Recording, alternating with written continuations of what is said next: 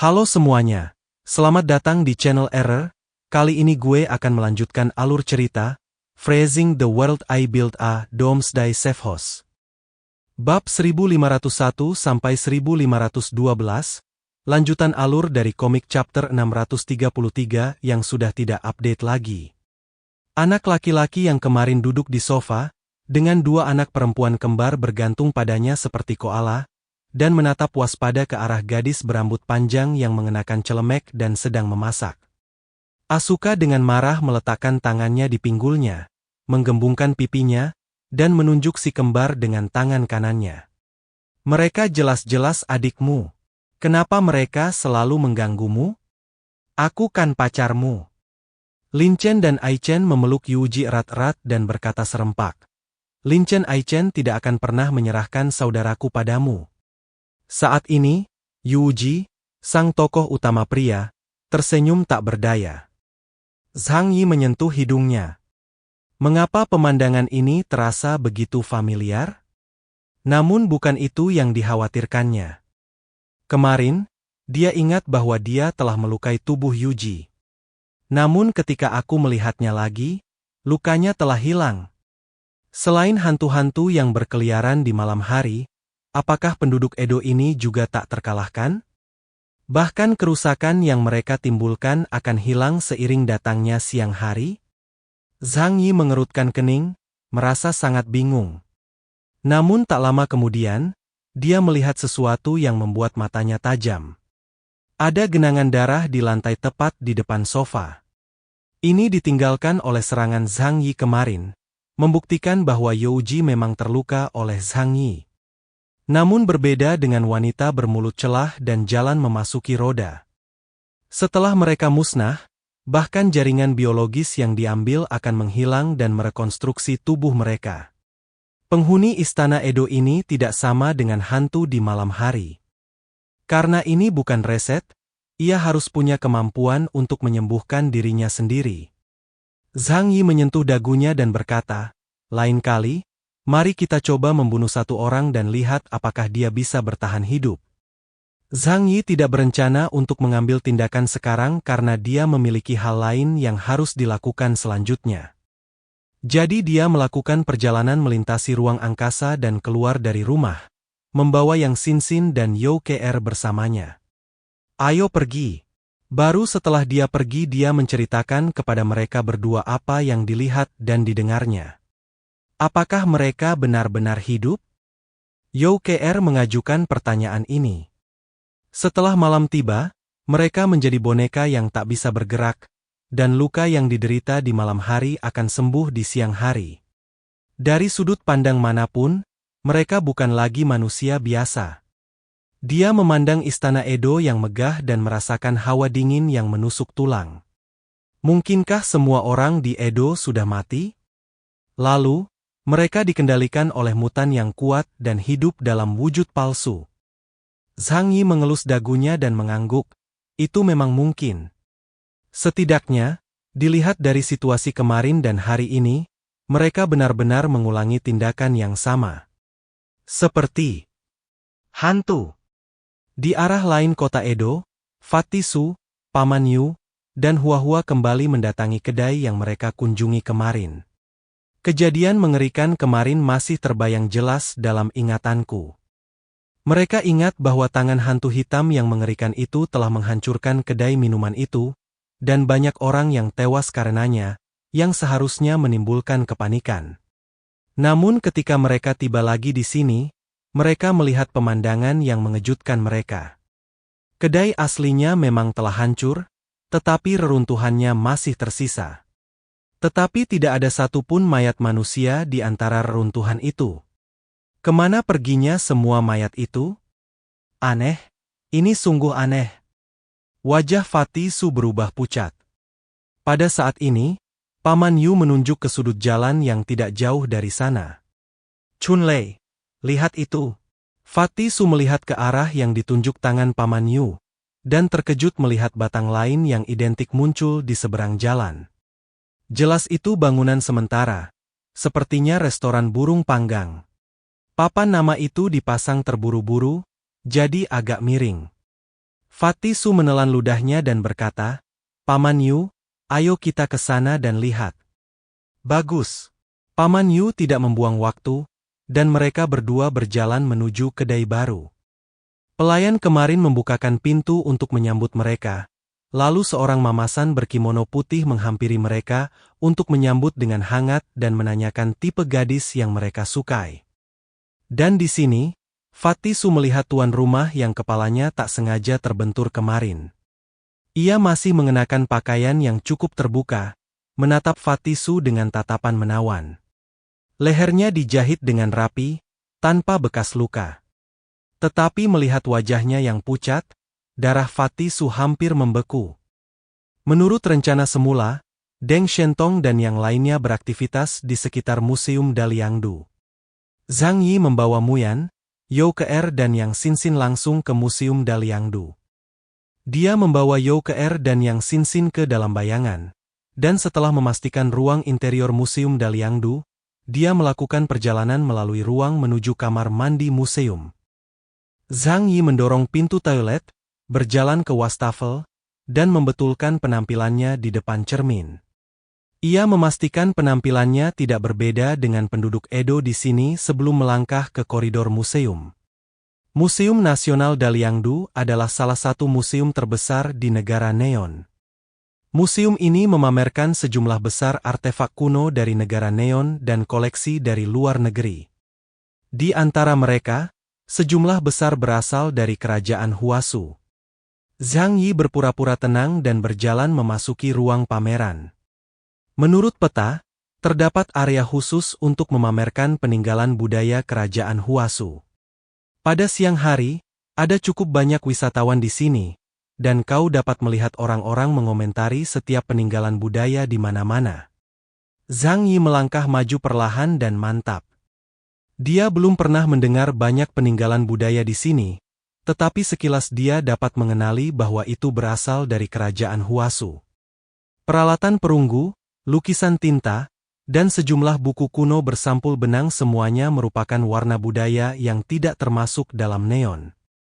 Zhang Yi mengagumi peninggalan budaya ini melalui kaca dan merasakan dorongan untuk membawa semuanya pergi. Namun dorongan ini hanya sesaat.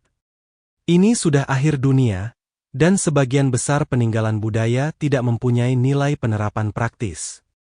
Seperti kata pepatah, barang antik berharga di masa makmur, dan emas berharga di masa sulit. Jadi, di akhir zaman, barang-barang itu tak lagi dibutuhkan kebanyakan orang. Yang paling mendesak sekarang adalah menemukan tujuan perjalanan mereka dulu. Sedangkan yang lainnya, mereka bisa membawanya pergi nanti. Zhang Yi berjalan melalui paviliun Cina, dengan hati-hati mencari targetnya. Yang mengejutkannya, tidak butuh waktu lama baginya untuk menemukan Shinsue karya Wang Shouren di area pameran yang mengumpulkan buku-buku kuno. Ia tersimpan dengan tenang di dalam lemari kaca, seolah telah terendam selama ratusan tahun, menanti generasi mendatang untuk menyambutnya kembali ke tanah kelahirannya. Zhang Yi perlahan berjalan mendekatinya dan menatap tulisan tangan karakter tradisional Tiongkok di atasnya. Hanya itu, Zhang Yi menundukkan kepala, menyipitkan mata untuk mengamati garis-garis itu dengan saksama.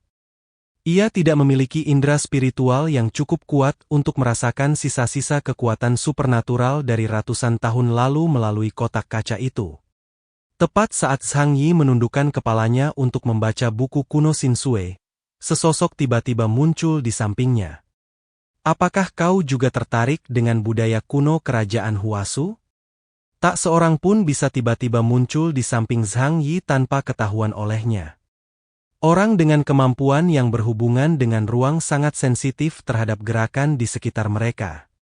Bahkan dapat dikatakan bahwa dengan bidang pikirannya, dia dapat menangkap setiap gerakan kecil di seluruh museum dalam pikirannya. Ini juga alasan mengapa dia tidak memilih untuk langsung mengumpulkan buku kuno Shinsue. Zhang Yi berpura-pura terkejut dan berbalik untuk melihat seorang pegawai tinggi kurus mengenakan setelan abu-abu dan kacamata emas berdiri di sampingnya. Rambutnya disisir rapi dengan belahan 3/7, dan ia menatap buku-buku kuno di etalase dengan saksama. Ia mengulurkan tangan untuk membetulkan bingkai foto, dan berbicara dengan Zhang Yi sambil memandanginya. Orang ini bukan manusia biasa. Itulah pikiran pertama yang muncul di benak Zhang Yi. Pada prinsipnya, perbedaan antara orang luar biasa dan orang biasa hanya dapat dilihat ketika mereka menunjukkan kemampuannya. Namun, sebagai mutan kuat yang telah mengalami ratusan pertempuran, Zhang Yi dapat melihat keberadaan sebagian besar mutan di kerumunan hanya dengan sekali pandang. Dua kata, perasaan. Mereka yang memiliki kemampuan luar biasa juga memiliki aura yang unik. Meskipun mereka mungkin tidak menyadarinya, orang lain dapat merasakannya melalui perbedaan-perbedaan halus. Yang sulit disembunyikan oleh orang luar biasa adalah kesombongan dalam dirinya yang merasa dirinya lebih unggul dari orang biasa. Dan aura pembunuh yang tak tersembunyikan yang berasal dari pengalaman bertahun-tahun di medan perang. Tentu saja, ini juga memiliki premis, yaitu pihak lain tidak dengan sengaja menyembunyikan auranya sendiri. Orang-orang seperti Zhang Yi, yang selalu suka menyamarkan diri mereka sebagai orang tak terlihat yang tidak berbahaya, sudah pasti ahli dalam bidang kamuflase. Tidak ada perubahan pada ekspresi Zhang Yi, karena dia telah mengonfirmasi identitas orang di depannya. Jika mereka bukan boneka yang bersiaga di malam hari, atau parade malam 100 iblis yang hanya bergerak di malam hari, maka hanya ada satu kemungkinan bagi pihak lainnya, anggota yang sekarang memerintah Edo. Ini mungkin anggota pertama pengadilan iblis yang pernah ditemui Zhang Yi. Dia tetap tenang, ya, negara timur kuno ini, budayanya memang sangat menarik. Pria berkacamata itu melipat tangannya, tampak sangat berkelas, dan berkata dengan tenang, kerajaan Huasu kuno selalu memiliki peradaban terkemuka di dunia selama ratusan ribu tahun. Budaya mereka selalu menjadi subjek studi bagi kami. Sayang sekali, dalam beberapa ratus tahun terakhir, mereka belum membuat banyak kemajuan di bidang budaya. Mereka hanya bisa menikmati fantasi masa lalu. Zhang Yi mencibir dalam hati, lalu berkata sambil tersenyum, benar sekali. Dalam hal budaya modern, negara Neon masih yang terdepan di dunia. Pria berkacamata itu tersenyum dan mengangguk. Namun sekali lagi, karya mereka di masa lalu memang menarik dan memiliki nilai penelitian yang tinggi. Memiliki benda-benda ini di Neon dapat membantu mereka berkembang. Kalau tidak, sebagian besar benda di ruang pameran ini pasti sudah lama hilang. Pria berkacamata itu tampak bangga ketika mengatakan hal ini. Ada seringai yang nyaris tak terlihat di bibir Zhang Yi. Mengapa kamu begitu bangga dengan barang-barang curiannya sewaktu menjadi bandit? Pria berkacamata itu berbalik, masih berbicara. Buku-buku kuno ini terlalu mendalam, dan semuanya menggunakan aksara Tionghoa tradisional, jadi Anda tidak dapat memahaminya. Jika Anda ingin memahami budaya Tionghoa, mungkin Anda perlu belajar dari sesuatu yang sederhana dan mudah dipahami. Pria berkacamata itu berjalan maju sambil berbicara. Zhang Yi melirik Xinsue yang diletakkan di lemari, dan tanpa ragu, mengikuti pria berkacamata itu. Oh, benarkah? Tuan, tolong beriku saran. Pria berkacamata itu berjalan di paviliun Cina dengan tangan di belakang punggungnya, tampak seperti seorang peneliti. Dia berhenti di depan sebuah bilik tinggi dan menunjuk. Bagi penggemar seperti Anda, ini adalah cara paling sederhana dan langsung untuk mempelajari peninggalan budaya Tiongkok. Zhang Yi melihat ke arah yang ditunjuk jarinya. Saat dia melihat artefak di kotak pajangan, pupil matanya sedikit mengecil tak terkendali. Dalam beberapa tahun terakhir, tentu saja tidak banyak hal yang dapat membuatnya begitu terkejut. Tetapi dia percaya bahwa tidak peduli orang manapun di negeri Huasu, mereka akan memiliki reaksi yang sama, atau bahkan lebih berlebihan, saat mereka melihatnya untuk pertama kali. Karena di dalam kotak pajangan yang dilindungi 3 lapis pelindung itu, ternyata ada seekor naga emas. Itu bukan patung atau karya seni, tetapi spesimen yang tampak seperti manusia hidup. Ukurannya tidak besar, hanya seukuran telapak tangan. Dengan penglihatan Zhang Yi, Ia dapat dengan jelas melihat bahwa penampilannya sepenuhnya sesuai dengan legenda kuno.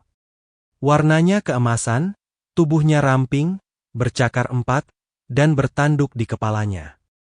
Karena usianya yang sangat tua, cakar dan kepalanya agak kurang rapi, tetapi bentuk naganya sangat lengkap.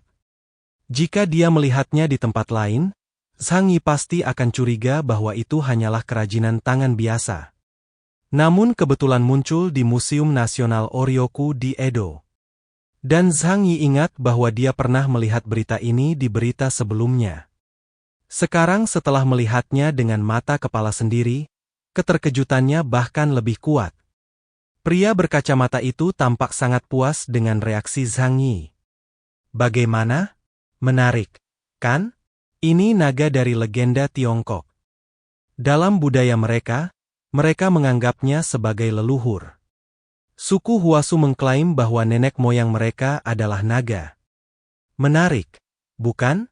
Mereka jelas primata bipedal, tetapi mereka menganggap reptil sebagai nenek moyang mereka. Zhang Yi menunjuk naga emas itu dan bertanya, "Tapi, bukankah ini seharusnya makhluk legendaris? Kenapa aku merasa ini hanya model? Mustahil itu nyata, kan?" Pria berkacamata itu menjawab, "Jangan bicara omong kosong. Ini jelas tercatat dalam sejarah. Dia membelinya dari negeri Huasu dengan harga yang sangat mahal." Pria berkacamata itu mengangkat bahu. Dulu, keberadaan makhluk-makhluk mistis ini tampak tak masuk akal. Tetapi di dunia saat ini, segala macam hal aneh dan ganjil telah muncul. Suaranya tiba-tiba menjadi rendah, dia membetulkan kacamatanya, dan menoleh untuk melihat ke kejauhan. Persis seperti dewa-dewa dalam mitos dan legenda, hantu dan monster yang berkeliaran di malam hari, dan makhluk-makhluk aneh dalam kitab klasik pegunungan dan lautan. Pada waktu-waktu tertentu, keberadaan mereka tidak lagi aneh. Zhang Yi berkata dengan tenang, "Misalnya, sekarang?" "Itu benar." Pria berkacamata itu mengangguk. Zhang Yi menarik napas dalam-dalam dan menatap naga emas yang hanya seukuran telapak tangan. Makhluk-makhluk yang dilihatnya di bawah jurang Qinling muncul dalam pikirannya. Makhluk putih itu, bentuknya hampir seperti naga, yang dapat berubah menjadi tubuh manusia, secara resmi dikenal sebagai Bai Longzi. Saat Zhang Yi tengah berpikir, sebuah suara terdengar lagi di sampingnya. "Maeda, jika kamu punya waktu untuk tinggal di sini dan mengobrol dengan orang-orang, sebaiknya kamu pergi menemui guru dan mendengarkan instruksinya." Seorang wanita datang dari belakang, seorang wanita yang sangat tinggi dengan rambut hitam panjang dan tebal. Rambutnya mencapai pinggang, dan matanya yang besar hitam seperti tinta, dengan pupil yang menempati 80% mata, proporsi yang biasanya hanya terlihat dalam komik. Tetapi jika orang sungguhan terlihat seperti ini, orang-orang akan merasakan keindahan yang aneh. Dia mengenakan jaket kulit hitam yang dengan sempurna memperlihatkan lekuk tubuhnya yang indah, dan sepatu bot kulit bertumit rendah yang dikenakannya mengeluarkan suara, ketukan-ketukan, saat dia menginjak tanah. "Orang baik?" Zhang Yi sangat tertarik dengan kosakata ini. Ia teringat pada boneka-boneka yang berjaga di malam hari. Di ruangan ini, kecuali beberapa anggota Istana Iblis, kebanyakan dari mereka adalah boneka-boneka itu.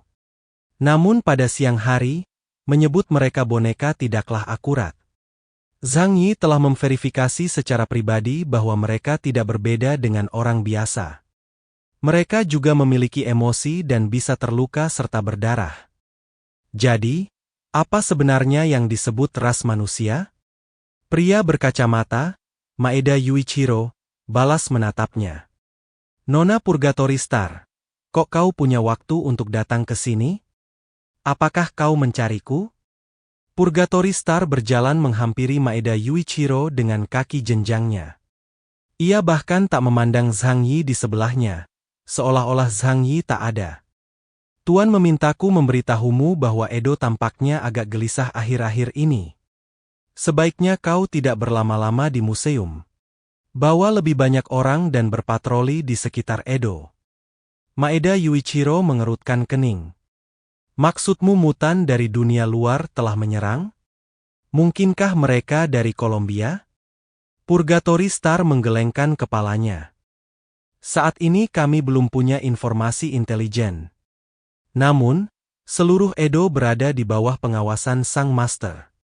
Beliau bisa merasakan perubahan halus di atmosfer. Maeda Yuichiro melengkungkan sudut mulutnya dan tersenyum tidak setuju. Siapa yang berani mendekati kastil Edo sekarang? Bahkan jika pasukan mutan terbaik Kolombia datang, mereka mungkin akan mati sia-sia. Hati Zhang Yi tergerak. Apa sebenarnya maksud orang ini? Dari mana mereka mendapatkan kepercayaan diri untuk bersaing dengan pasukan mutan Kolombia? Anda tahu, dalam hal kekuatan nasional, Kolombia dan Huasu setara satu sama lain.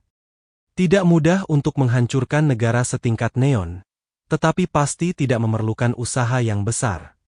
Kecuali, sesuatu yang tidak biasa terjadi. Apakah ini ada hubungannya dengan parade malam 100 iblis yang muncul di Edo pada malam hari? Mungkinkah Neon bersekongkol dengan suatu peradaban misterius? Pikiran seperti itu membuat Zhang Yi merasa kewalahan. Bahkan kerajaan Nash, peradaban misterius terlemah yang pernah dialaminya, memiliki kekuatan dahsyat yang mampu mengguncang seluruh kerajaan Huasu. Jika Neon bergabung dengan peradaban misterius itu, ia pasti akan menjadi kekuatan yang tangguh. Maka rencana tindakan mereka mungkin tidak akan mudah untuk diselesaikan. Zhang Yi memandangi spesimen naga di etalase dan buku Shinsue.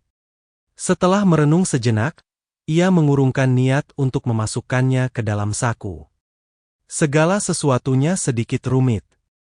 Perjalanan ke Neon jauh lebih rumit dari yang kubayangkan. Zhang Yi merasa bahwa Deng Shentong pasti menyembunyikan sesuatu darinya. Purgatory Star dan Maeda Yuichiro di samping mereka masih mengobrol seolah-olah tidak ada orang di sekitar, dan mereka mengabaikan turis yang lewat. Museum Daliangdu itu tempat kumuh, penuh barang rongsokan dari masa lalu. Tak ada gunanya buang-buang waktu di sini. Maeda, kalau kau punya banyak waktu, lebih baik habiskan di Gunung Abadi. Di sanalah kita menyimpan hal-hal yang paling harus kita lindungi. Setelah mendengar apa yang dikatakan Purgatory Star, Maeda Yuichiro menyesuaikan kacamatanya, dan matanya menjadi jauh lebih tajam. Wanita, kau tidak mengerti pentingnya menjaga kelestarian api peradaban. Semua ini adalah harta karun budaya manusia. Dia membuka tangannya seolah hendak memeluk seluruh museum Liangdu. Jika kita tak mampu menjaga api peradaban tetap menyala, keberlangsungan umat manusia tak lebih dari sekadar cangkang barbar. Tak ada artinya. Purgatory Star menutupi kepalanya tanpa daya. Sialan! Kenapa orang bodoh sepertimu bisa menjadi anggota pengadilan iblis? Maeda Yuichiro berkata dengan dingin, menjadi mutan hanyalah hobi bagiku. Ngomong-ngomong, aku sudah menyampaikan perintah Tuan. Kau tahu apa yang harus dilakukan selanjutnya. Setelah Purgatory Star selesai berbicara, dia berbalik dan berjalan pergi dengan langkah santai. Dia memiliki bentuk tubuh yang bagus, dan jelas bahwa dia telah berolahraga selama bertahun-tahun, terutama otot betisnya, yang kencang dan kuat seperti Ceetah. Oleh karena itu, dapat dinilai bahwa dia ahli dalam pertarungan jarak dekat dan memiliki kebugaran fisik yang sangat baik. Dari nada bicaranya, dapat disimpulkan bahwa dia juga kader pengadilan iblis, dan orang kepercayaan si bocah jahat. Zhang Yi menyipitkan matanya, memalingkan kepalanya, berpura-pura tidak peduli dengan percakapan mereka, dan terus melihat pameran di depannya. Maeda Yuichiro melotot ke arah tempat Purgatory Star pergi dengan sedikit jijik, berbalik, dan berbicara lagi dengan nada ringan dari jarak lebih dari 1 meter antara dia dan Zhang Yi. Hidup di dunia seperti ini sungguh menjijikkan. Seandainya aku hidup di masa damai, aku pasti bisa jadi peneliti yang hebat. Zhang Yi meliriknya dan tidak berkata apa-apa. Dia tidak begitu yakin spesies apa yang disebutkan Maeda Yuichiro, jadi dia merahasiakannya untuk menghindari terungkapnya identitasnya. Maeda Yuichiro mendesah. Sepertinya memberitahumu hal ini tidak ada gunanya. Kau hanya hidup sebagai benih, tenggelam dalam reinkarnasi tanpa akhir siang dan malam. Mungkin, ini juga merupakan sejenis kebahagiaan. Dia menundukkan kepalanya dan merenung. Ada banyak sekali informasi dalam bagian ini. Pikiran Zhang Yi juga bekerja cepat. Hidup sebagai benih? Benih apa? Benih reproduksi manusia? Atau sesuatu yang sama sekali berbeda? Dan apa arti kalimat berikut? Siang dan malam, tenggelam dalam reinkarnasi tanpa akhir? Tak lama kemudian, informasi ini memberi Zhang Yi tebakan yang berani. Dia menatap Maeda Yuichiro dan bertanya dengan tatapan bingung. Hei, Paman. Apa maksudmu? Maeda Yuichiro menatap Zhang Yi dengan penuh arti, mendesah, dan menepuk bahunya. Bukan apa-apa. Sekalipun kau tahu yang sebenarnya, kau akan segera melupakannya. Sebenarnya, terkadang aku iri pada orang sepertimu. Setidaknya kamu tidak punya kekhawatiran. Setelah mengatakan ini, dia berjalan melewati Zhang Yi dan menuju ke sisi lain museum. Setelah Maeda Yuichiro dan Purgatory Star pergi, Zhang Yi mengamati Shinsue yang dipajang di etalase, berbalik dan berjalan ke sudut terpencil Museum Daliangdu. Setelah memastikan tidak ada orang di sekitarnya, dia segera pergi. Dia mengirim pesan kepada semua orang di saluran komunikasi, meminta mereka untuk berkumpul. Kami sudah memastikan lokasi asli, Shinsue. Jangan bertindak sendiri untuk saat ini. Setelah hari mulai gelap, kami akan bertindak. Setelah itu, Zhang Yi menentukan tempat pertemuan, yaitu sebuah restoran kecil terpencil di jalan. Tak lama kemudian, Deng Shentong dan teman-temannya tiba satu persatu. Karena kehadiran mereka, hampir tidak ada ruang tersisa di restoran kecil itu. Zhang Yi memesan beberapa hidangan khas dan meminta pemilik restoran untuk menyajikannya. Setelah diselidiki, ia menemukan bahwa orang-orang ini tidak menyadari kondisi fisik mereka dan masih mengira mereka adalah orang biasa yang hidup di masa damai. Bahkan makanan ini bisa dimakan.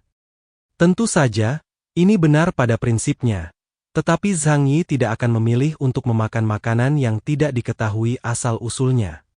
Meskipun tidak beracun, makanan negara neon bisa membuat perutnya tidak nyaman. Akan sangat buruk jika dia diare selama pertarungan. Deng Shentong duduk di hadapan Zhang Yi, memandang pemilik yang sibuk di dapur, dan berkata kepada Zhang Yi dengan suara rendah, "Bagaimana situasi keamanan di museum?"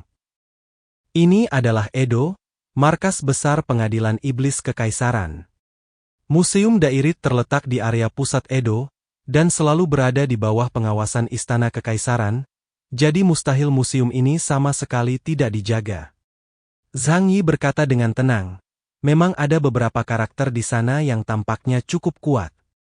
Jika mereka bertindak, pasti akan membuat orang-orang di Istana Iblis waspada. Deng Shentong mengangguk. Sebenarnya tidak perlu memberitahu musuh. Selama kita bisa memastikan, Shinsue ada di sana, kita bisa menyelinap masuk malam ini dan mengambilnya. Zhang Yi minum segelas air dan berkata, kalau begitu, mari kita tunggu hingga malam tiba. Mereka berdua memandang keluar jendela. Hari sudah sore dan tak lama lagi malam akan tiba. Tak lama lagi mereka akan melihat pemandangan aneh 100 hantu berparade di malam hari lagi. Senja semakin larut. Di Istana Edo, tiba-tiba ada beberapa tokoh lagi hari ini. Mereka mengenakan pakaian seragam dan memegang pedang samurai, goni, atau senjata api di tangan mereka. Mereka adalah anggota organisasi mutan terbesar di negara neon saat ini, Demon Chourt. Sejak Evil Bow mengalahkan dua organisasi besar, Pelican dan Izumo, Demon Chourt telah menjadi Raja Neon yang sebenarnya. Dan setiap anggota tim pengadilan iblis di Edo adalah elit dengan kekuatan luar biasa. Sekalipun mereka hanya beberapa anggota akar rumput yang bertanggung jawab untuk berpatroli, mereka harus memiliki indeks kemampuan minimal 6.000 poin. Di jalanan Ginza, salju turun seperti biasa. 12 anggota pengadilan iblis, mengenakan setelan hitam dan memegang pedang panjang, berjalan santai di tengah jalan. Orang-orang yang lewat akan memandang mereka dengan heran, mengira orang-orang ini hanyalah penggemar cosplay. Tetapi harus dikatakan bahwa para prajurit modern ini memang memiliki aura yang tegas dan mematikan. Beberapa gadis melirik dengan rasa ingin tahu ke arah para prajurit yang lewat, dan saat pandangan mereka tertuju pada laki-laki berambut keriting keperakan yang memimpin rombongan, tanpa sadar mereka tersipu. Seorang gadis muda mengumpulkan keberaniannya dan berlari ke arah mereka di atas salju. "Halo, bolehkah kita bertukar informasi kontak?" Dia menatap pria berambut keriting itu dengan berani dan menyerahkan telepon selulernya. Para prajurit di belakang lelaki berambut keriting itu tampak aneh, lalu menatap lelaki yang selalu berekspresi malas. Akan tetapi, dari reaksi mereka, dapat diketahui bahwa situasi ini bukanlah yang pertama kali. Prajurit berambut keriting itu tidak menjawab telepon. Ia hanya memasukkan tangan ke saku dan berkata kepada gadis itu dengan tenang, "Gadis kecil, hari sudah mulai malam. Kamu harus cepat pulang. Orang tuamu pasti khawatir." "Hei, kau nggak mau ngasih? Kalau kau tukar kontak sama aku bisa pergi ke taman bareng kamu," kata gadis itu tanpa menyerah. Prajurit berambut keriting itu menggelengkan kepalanya. "Maaf, aku tidak tertarik pada gadis berpayudara kecil." Kalimat ini membuat raut wajah gadis itu tiba-tiba berubah. Ia mengutuknya sebagai orang mesum dan lari dengan marah. Prajurit berambut keriting itu sama sekali tidak peduli. Ia hanya menggaruk kepalanya dan menatap awan gelap yang perlahan menutupi Ginza. Sebentar lagi malam akan tiba. Seorang prajurit botak di belakangnya berkata, "Tuan Narumi, ayo sembunyi. Orang-orang di balik bayangan itu akan menyerang siapapun." Kapten Divisi Pertama Pengawal Iblis, Souji Narumi, menundukkan pandangannya, ekspresi serius di wajahnya. "Tapi, guru bilang Edo akhir-akhir ini tidak damai." Dia memegang pedang panjang Kikuichi Monji di pinggangnya dengan satu tangan, dan matanya setajam pedang panjang yang terhunus dari sarungnya. "Tadi malam, aku merasakan kehendak yang kuat melintasi langit di atas Edo."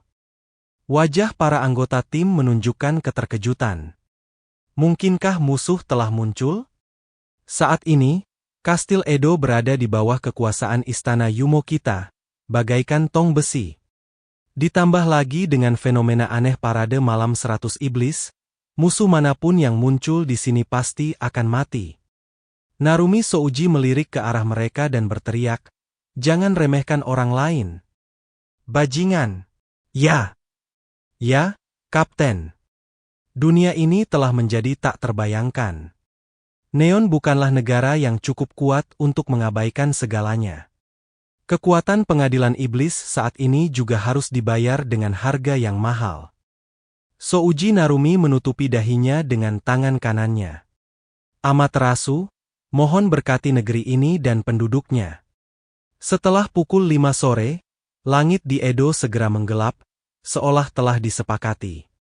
Awan gelap di langit bagaikan kain hitam raksasa, yang dengan cepat ditarik dari cakrawala yang jauh dan menutupi langit yang luas.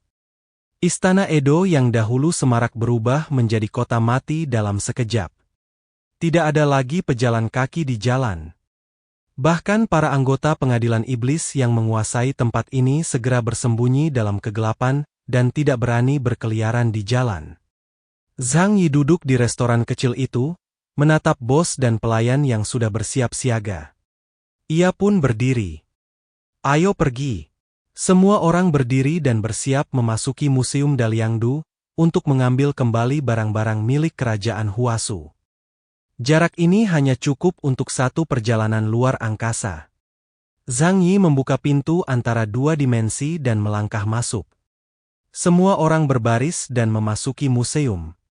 Berbeda sekali dengan siang hari, lampu di sini telah dimatikan dan suasana hening senyap. Artefak kuno yang dipajang di etalase menambah sedikit suasana seram dan mengerikan di tempat itu. Ini bukan masalah bagi semua orang. Dengan fungsi penglihatan malam pada seragam tempur yang diaktifkan, sangat mungkin untuk melihat benda-benda di lingkungan yang gelap. Ikuti aku. Zhang Yi melangkah maju, melintasi koridor yang luas, dan langsung menuju distrik Tiongwah. Yang lainnya mengikuti dari dekat. Suara langkah kaki yang terhuyung-huyung bergema di museum yang sunyi, membuat orang-orang merasa sedikit gugup, karena takut membangunkan makhluk misterius. Namun, Zhang Yi memahami bahwa perasaan ini berasal dari ratusan hantu yang berjalan di jalan-jalan Edo setelah gelap. Jadi mereka harus bergegas dan mendapatkan sasarannya. Pada saat ini, kabut tebal telah mengepul di Istana Edo.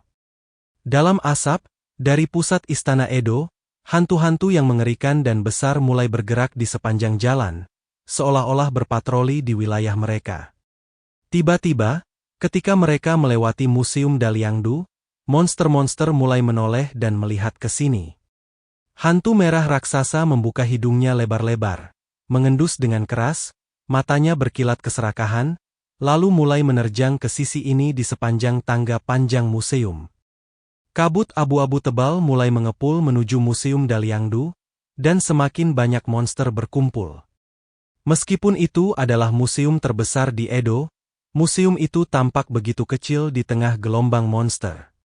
Di Museum Daliangdu, Zhang Yi segera membawa semua orang ke etalase tempat Xin Sui dipajang. Melihat buku kuno itu, Paman Yu dan Fatih Su menunjukkan senyum santai di wajah mereka. Aku tidak menyangka misi ini akan selesai semudah itu. Mereka tidak ingin tinggal di tempat terkutuk ini sedetik pun. Zhang Yi mengulurkan tangan kanannya, dan lemari pajangan langsung hancur, dan Xin Sui terbang ke tangannya. Pada saat yang sama, di luar museum, suara pintu dan jendela dihancurkan bisa terdengar di sini. Gemerincing. Kaca temperet itu tak mampu menahan serangan hantu-hantu raksasa itu sedetik pun. Ketika mereka mencium bau napas manusia hidup, mereka meraung-raung mengerikan dan segera merangkak menuju Zhang Yi dan yang lainnya. Sialan, hantu-hantu itu datang. Bos, ayo mundur, kata Fatih Su dengan tergesa-gesa. Zhang Yi menatap buku kuno Xin Sui di tangannya dan membolak-baliknya dengan santai. Namun, yang disodorkan kepadanya hanyalah setumpuk kertas kosong. Tak ada tulisan apapun di atasnya. Bagaimana ini bisa terjadi? Ini palsu. Mata Liang Yu melebar, tidak percaya bahwa mereka hanya menemukan satu yang palsu. Ekspresi wajah Zhang Yi tidak banyak berubah. Itu tidak terlalu mengejutkan. Liang Yu mengangkat kepalanya dan hendak bertanya pada Deng Shentong apa yang sedang terjadi. Tetapi dia tiba-tiba menemukan bahwa Deng Shentong dan Bai Chunyu telah menghilang dari tempat itu. Hantu-hantu itu mengeluarkan teriakan yang menakutkan dan menyerbu ke arah Zhang Yi dan yang lainnya dengan tidak sabar. Zhang Yi bahkan tidak melihatnya. Ia menyatukan jari telunjuk dan jari tengah kanannya, lalu memutarnya ke depan dengan lembut seperti memutar kunci. Pemurnian domain dewa. Dalam sekejap, suatu kekuatan yang amat dahsyat muncul di tengah-tengah monster, meremas semua monster itu menjadi satu. Sejumlah besar daging dan darah hancur, dan darah gelap mengalir ke bawah seperti jus, menghitamkan lantai Museum Daliangdu. Zhang Yi menoleh dan melihat ke kejauhan. Deng Shentong dan Bai Chunyu mendatangi etalase lain dan segera menurunkan seluruh etalase. Dan di dalam kotak pajangan itu, ada seekor naga emas kecil. Jadi, inilah tujuanmu, Zhang Yi berkata dengan ringan. Deng Shentong dengan hati-hati memasukkan Xiaolong ke dalam ransel taktisnya. Dia menatap Zhang Yi dengan senyum meminta maaf di wajahnya. Maaf, Zhang Yi. Ada sesuatu yang belum kuceritakan padamu sebelumnya. Tapi bagiku, benda ini lebih berharga. Ember pernah memberitahunya bahwa benda misterius di Museum Daliangdu bukanlah salinan asli Xin Sui karya Wang Shouren, melainkan naga emas kecil misterius ini. Dengan kata lain, Deng Shentong telah menyembunyikan kebenaran dari Zhang Yi sejak awal, memintanya untuk membantunya menciptakan peluang untuk mendapatkan naga emas. Bagi Deng Shentong, ini mungkin berisi kesempatan baginya untuk dipromosikan ke Ipsilon. Zhang Yi tersenyum tipis, tidak peduli sama sekali, dan hanya melempar Sinsue palsu itu ke tanah. Sekarang, aku mengerti tujuanmu yang sebenarnya. Tapi aku menyesal memberitahumu sesuatu. Buku Sinsue ini palsu, dan apakah menurutmu spesimen naga emas yang kau dapatkan itu asli? Perkataan Zhang Yi membuat senyum di wajah Deng Shentong membeku. Terutama wajah Zhang Yi yang tidak menunjukkan keterkejutan sama sekali, membuat Deng Shentong tiba-tiba menyadari apa yang sedang terjadi. Kau sudah tahu kalau semua ini palsu. Sku tidak bisa memastikannya sebelumnya, tapi Sku sudah siap. Zhang Yi berkata dengan ringan. Tidak semua yang dipajang di museum itu asli, terutama beberapa peninggalan budaya yang berharga, yang biasanya dipajang menggunakan pengganti. Yang asli disimpan di tempat yang benar-benar aman, atau telah lama menjadi koleksi pribadi beberapa orang penting. Tepat saat Zhang Yi dan yang lainnya sedang berbicara, ratusan hantu yang awalnya dibasmi Zhang Yi dengan satu gerakan mulai bangkit kembali. Noda darah hitam di tanah menghilang, dan hantu itu muncul kembali di museum, lalu menyerbu ke arah Zhang Yi dan yang lainnya sambil meraung ganas. Deng Shentong tersenyum getir dalam hatinya. Ia pikir ia telah berhasil mencuri ayam itu, tetapi ia tidak menyangka bahwa semuanya masih dalam perhitungan Zhang Yi. Sebenarnya, aku berencana menjelaskan semuanya padamu saat aku kembali. Aku juga akan membagikan hasil penelitianku tentang naga emas ini padamu. Dia menjelaskan. Zhang Yi hanya meliriknya dengan acuh tak acuh tetapi tidak menjawab. Setiap orang punya motif egois.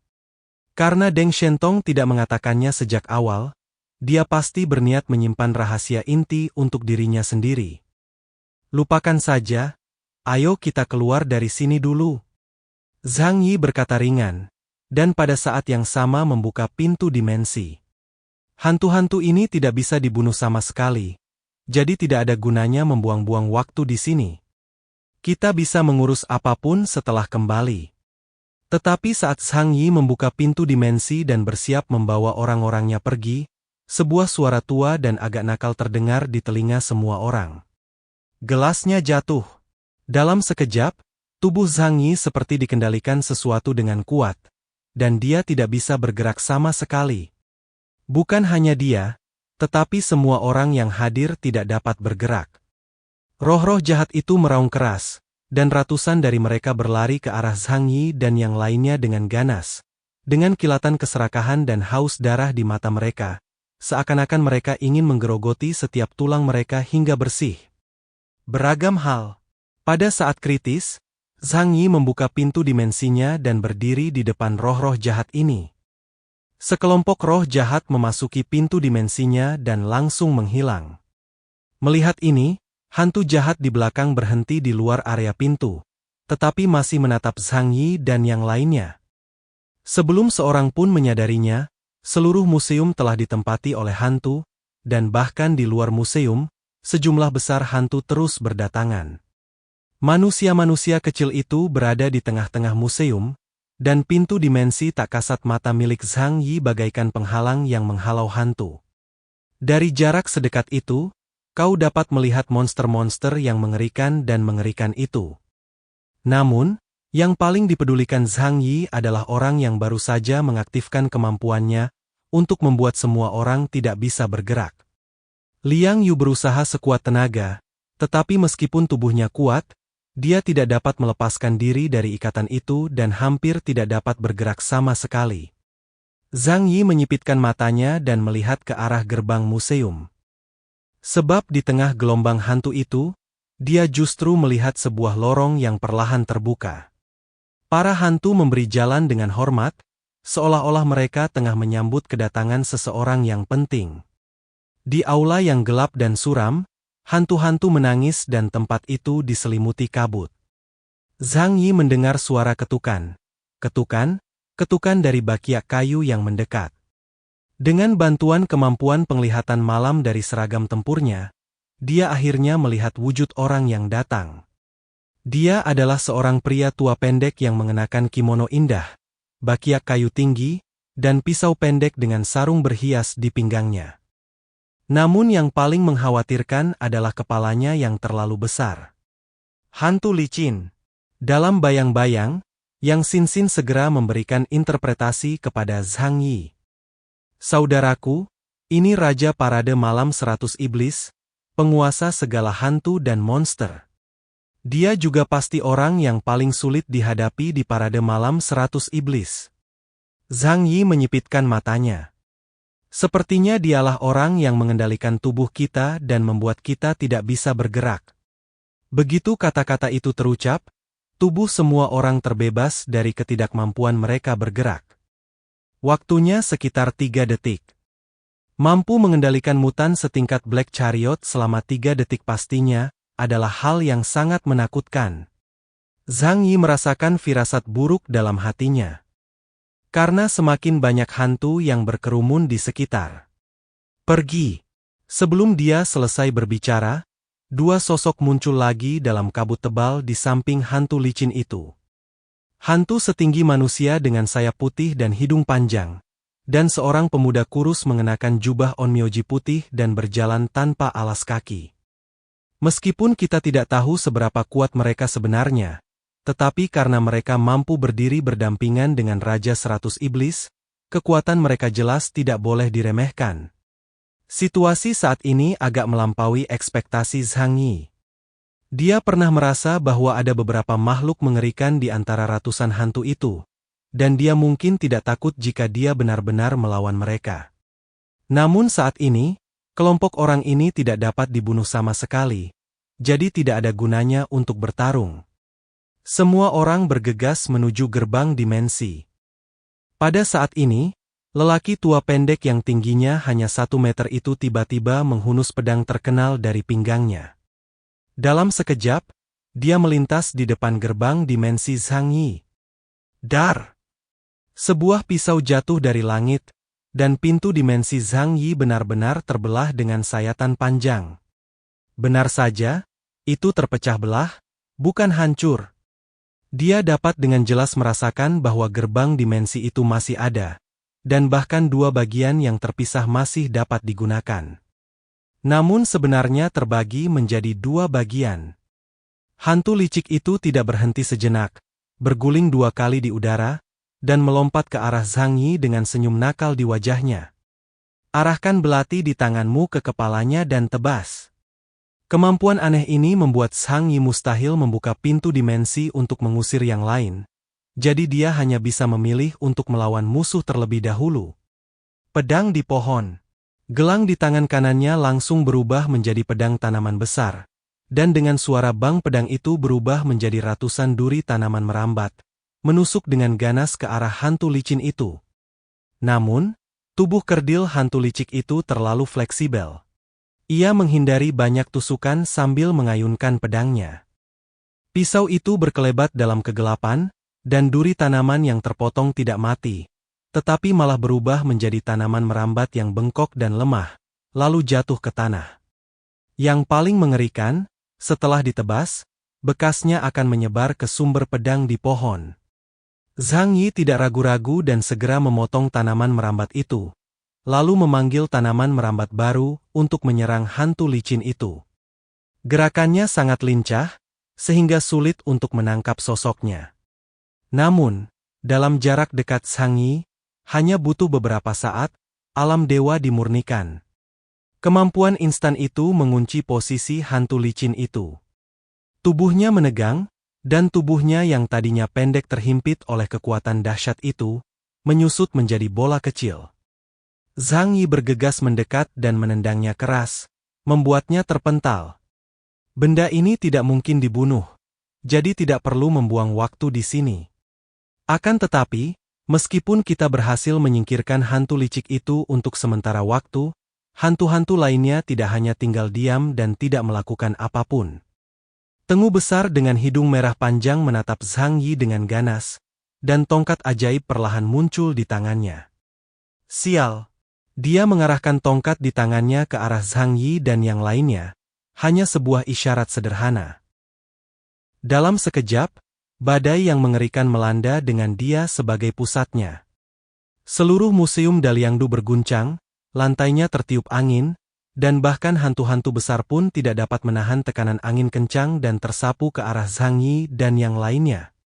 Shenluo Wanxiang tetap kuat dan memblokir serangan ini. Sementara itu, Onmyoji muda di sisi lain tiba-tiba berubah dan meledakkan langit-langit museum.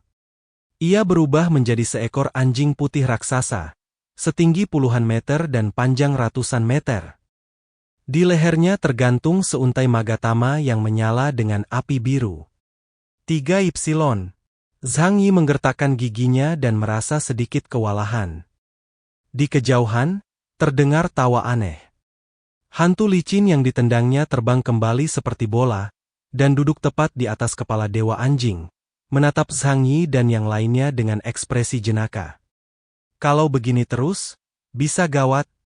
Kita ribut banget, nanti orang-orang dari pengadilan iblis pasti akan menemukan kita. Kalau mereka bertindak sekarang, kita bakal susah kabur. Baili Changqing berkata pada Zhang Yi. Apakah itu sulit? Zhang Yi meliriknya dan berkata, aku akan mengurus ketiga orang itu. Kau bisa menangani hantu-hantu lainnya, kan? Berjuanglah sampai mati, dan aku akan mengeluarkanmu. Zhang Yi tidak berkata omong kosong lagi dan langsung bergegas menuju Nurarihyun, Daitengu, dan Inugami. Ketiga orang ini benar-benar sulit dihadapi. Tetapi Zhang Yi merasa dia bisa mengatasinya. Bagaimanapun, kekuatannya saat ini setingkat kereta perang hitam dan gelar pertahanan mutlak tidak bisa dianggap remeh. Keributan di Museum Daliangdu memang cukup keras. Sejak parade malam 100 setan, malam-malam di Kastil Edo selalu sangat sepi. Namun hari ini, kerusuhan di sini menarik perhatian seluruh Demon Court. Anggota tim yang bersembunyi di malam yang gelap harus berhati-hati untuk menghindari tindakan roh-roh jahat ini setiap hari. Jadi begitu kerusuhan meletus di sini, mereka muncul dan mengamati semua yang terjadi di sini dari jarak jauh. Itu orang asing. Wajah yang aneh. Y, orang Asia. Sepertinya mereka kemungkinan besar dari negeri Huasu. Laporkan berita itu kepada Master segera. Sejumlah besar anggota pengadilan iblis berkumpul di Kastil Edo, tetapi tidak ada seorang pun yang berani mendekat. Bukan hanya Zhang Yi dan yang lainnya yang takut. Mereka lebih takut memprovokasi ratusan hantu yang berkeliaran di malam hari. Tak seorang pun tahu asal-usul monster-monster abadi ini. Yang kita tahu, bahkan para anggota Istana Iblis pun berusaha menghindari keluar malam. Berita bahwa Y dari Kerajaan Huasu telah tiba di Edo segera sampai ke Gunung Abadi. Catatan, Gunung Fuji adalah nama lain dari Gunung Fuji. Gunung Abadi, yang terletak di utara Kastil Edo, merupakan simbol neon yang paling terkenal. Di sanalah letak menara kastil, markas besar Istana Iblis Kekaisaran. Penguasa Istana Iblis, bocah yang amat jahat, tinggal di kuil Tenshugu, kuil pertama Shinto Neon. Gunung Abadi, Istana Kastil. Anak laki-laki kurus dan sangat jahat dengan rambut kuning itu duduk bersila di kuil, menatap pajangan besar di depannya. Dia dengan cepat menekan pengontrol permainan di tangannya, dan layar menunjukkan permainan neon klasik Dragon Quest. Dadada, suara sepatu hak tinggi terdengar dari belakang. Bocah jahat itu menekan tombol jeda dan melirik ke belakang dengan santai. Purgatory Star, seorang kader dari Demon Court, berjalan beberapa meter di belakangnya, berhenti, dan berlutut dengan satu kaki penuh hormat. Tuan, jejak yang tampaknya merupakan mutan tingkat Y dari Kerajaan Huasu telah ditemukan di kota ini. Mendengar kata-kata itu, sebuah cahaya tampak jelas di mata bocah jahat itu. Y dari Huasu? Apakah itu negara tempat lahirnya romansa tiga kerajaan? Orang-orang mereka benar-benar datang ke Edo. Hahaha, ini sungguh menarik. Sebagai seorang pemuda di era Sihe, Jie Tongzi sangat menyukai budaya kerajaan Huasu, terutama budaya tiga kerajaan. Salah satu mimpinya adalah memimpin pasukan untuk menaklukkan Middle-earth, seperti yang dilakukan Toyotomi Hideyoshi di masa lalu. Tapi sekarang sudah malam. Mereka pasti dihantui oleh hantu-hantu itu kan? Anak laki-laki jahat itu bertanya dengan acuh tak acuh. Purgatory Star mengangguk. Memang, mereka muncul di Museum Daliangdu, tampaknya mencari sesuatu. Ah, benarkah? Anak laki-laki jahat itu berbicara dengan acuh tak acuh, sambil melirik ke sudut lantai kayu. Ada banyak barang berserakan di dalam ruangan. Patung-patung, bantal, cawan suci, dan beberapa harta karun berharga yang dijarah dari Edo. Di tengah tumpukan puing, samar-samar terlihat spesimen naga emas yang ditempatkan dalam kotak kristal. Ada sesuatu yang berharga di sana, bagaimana mungkin aku meninggalkannya di luar? Purgatory Star mengangkat kepalanya dan bertanya, tapi kita harus melawan invasi Edo oleh orang luar. Anak laki-laki jahat itu mengangkat sudut mulutnya. Mari kita lihat bagaimana mereka selamat dari parade malam 100 iblis. Mungkin mereka akan mati tanpa kita perlu melakukan apapun. Atau, ia mengusap dagunya, sekalipun mereka punya beberapa keterampilan, mereka akan kelelahan setelah melawan monster-monster itu. Barulah kita bisa bertindak. Bagaimanapun juga, hantu-hantu itu tidak bisa membedakan kawan dan lawan. Sebagian besar Museum Nasional Daliangdu hancur dalam sekejap. Parade malam Edo 100 iblis tak kenal ampun terhadap bangunan manusia. Zhang Yi melayang ke langit, berputar di malam hari, dan menatap ketiga raja hantu. Tiba-tiba, hujan mulai turun dengan deras. Melihat hal itu, para anggota pengadilan iblis yang mengawasi tempat itu dari kejauhan semuanya mundur dengan cepat, seolah-olah mereka tidak ingin terjebak dalam hujan. Zhang Yi mengulurkan telapak tangannya, membiarkan beberapa tetes air hujan jatuh ke atasnya. Baju tempur itu menganalisis air hujan dan menemukan bahwa air itu mengandung unsur kekuatan supernatural tertentu. Jika terkena kulit, pasti akan membawa bencana bagi orang tersebut. Untungnya, Zhang Yi mengenakan baju zirah Qianlong tingkat atas, jadi dia tidak akan terpengaruh. Namun di suatu malam yang hujan, sesosok hantu dengan payung di kepalanya dan lampu hijau di tangannya perlahan berjalan mendekat. Di reruntuhan museum, air hujan mengembun menjadi rawa, dari sana muncul seekor monster dengan piring di kepalanya, cangkang kura-kura di punggungnya, dan mulut runcing. Zhang Yi meremas tetesan air itu ke telapak tangannya. Detik berikutnya, sebuah kepala besar tiba-tiba terbang ke arahnya dari bawah. Kepala itu pucat dan cantik dengan riasan halus, tetapi di baliknya terdapat leher seperti ular yang panjangnya ratusan meter. Zhang Yi menghunus senjatanya, mengunci kepala wanita cantik itu dengan satu tembakan, dan meledakkannya berkeping-keping di udara. Leher panjang itu roboh lemas dan jatuh ke dalam hujan. Nurarihyun duduk bersila di atas kepala Inugami sambil tertawa gei-gei-gei, suara yang seolah-olah berasal dari dunia bawah. Dai Tengu yang marah mengangkat tongkat di tangannya. Dar! Sebuah retakan besar muncul di langit yang suram, dan kilat putih bergerak di awan seperti ular perak. Angin kencang bertiup, bercampur dengan kilat keperakan, mengalir turun dari langit dalam bentuk tornado, langsung menuju area tempat Zhang Yi berada. Menghadapi serangan Dai Tengu, Zhang Yi tidak menghindar atau menghindar, tetapi hanya mengangkat kepalanya dengan tenang. 3.000 gerbang dimensi membentuk lapisan demi lapisan pertahanan di sekelilingnya. Meskipun tak terlihat, gerbang-gerbang itu memiliki kekuatan pertahanan yang luar biasa kuat. Sebuah tornado bercampur petir menyambar ke dalam ruang asingnya, tanpa menimbulkan gelombang apapun. Kekuatan serangannya terbatas, mungkin hanya sekitar 13.000 poin. Zhang Yi memberikan penilaiannya sendiri secara langsung. Kalau begitu, tanpa ragu, Ia mengulurkan tangan kanannya ke arah ketiga raja hantu itu. Detik berikutnya, badai petir menyambar dari gerbang dimensi lain dan langsung menuju ke arah ketiganya. Ekspresi Datengu tiba-tiba berubah, dan dia terkejut dan terbang keluar. Inugami mencengkeram tanah dengan kuat menggunakan keempat cakarnya, membuka mulut besarnya ke arah Zhang Yi, dan Magatama yang menyala di lehernya membakar dengan ganas.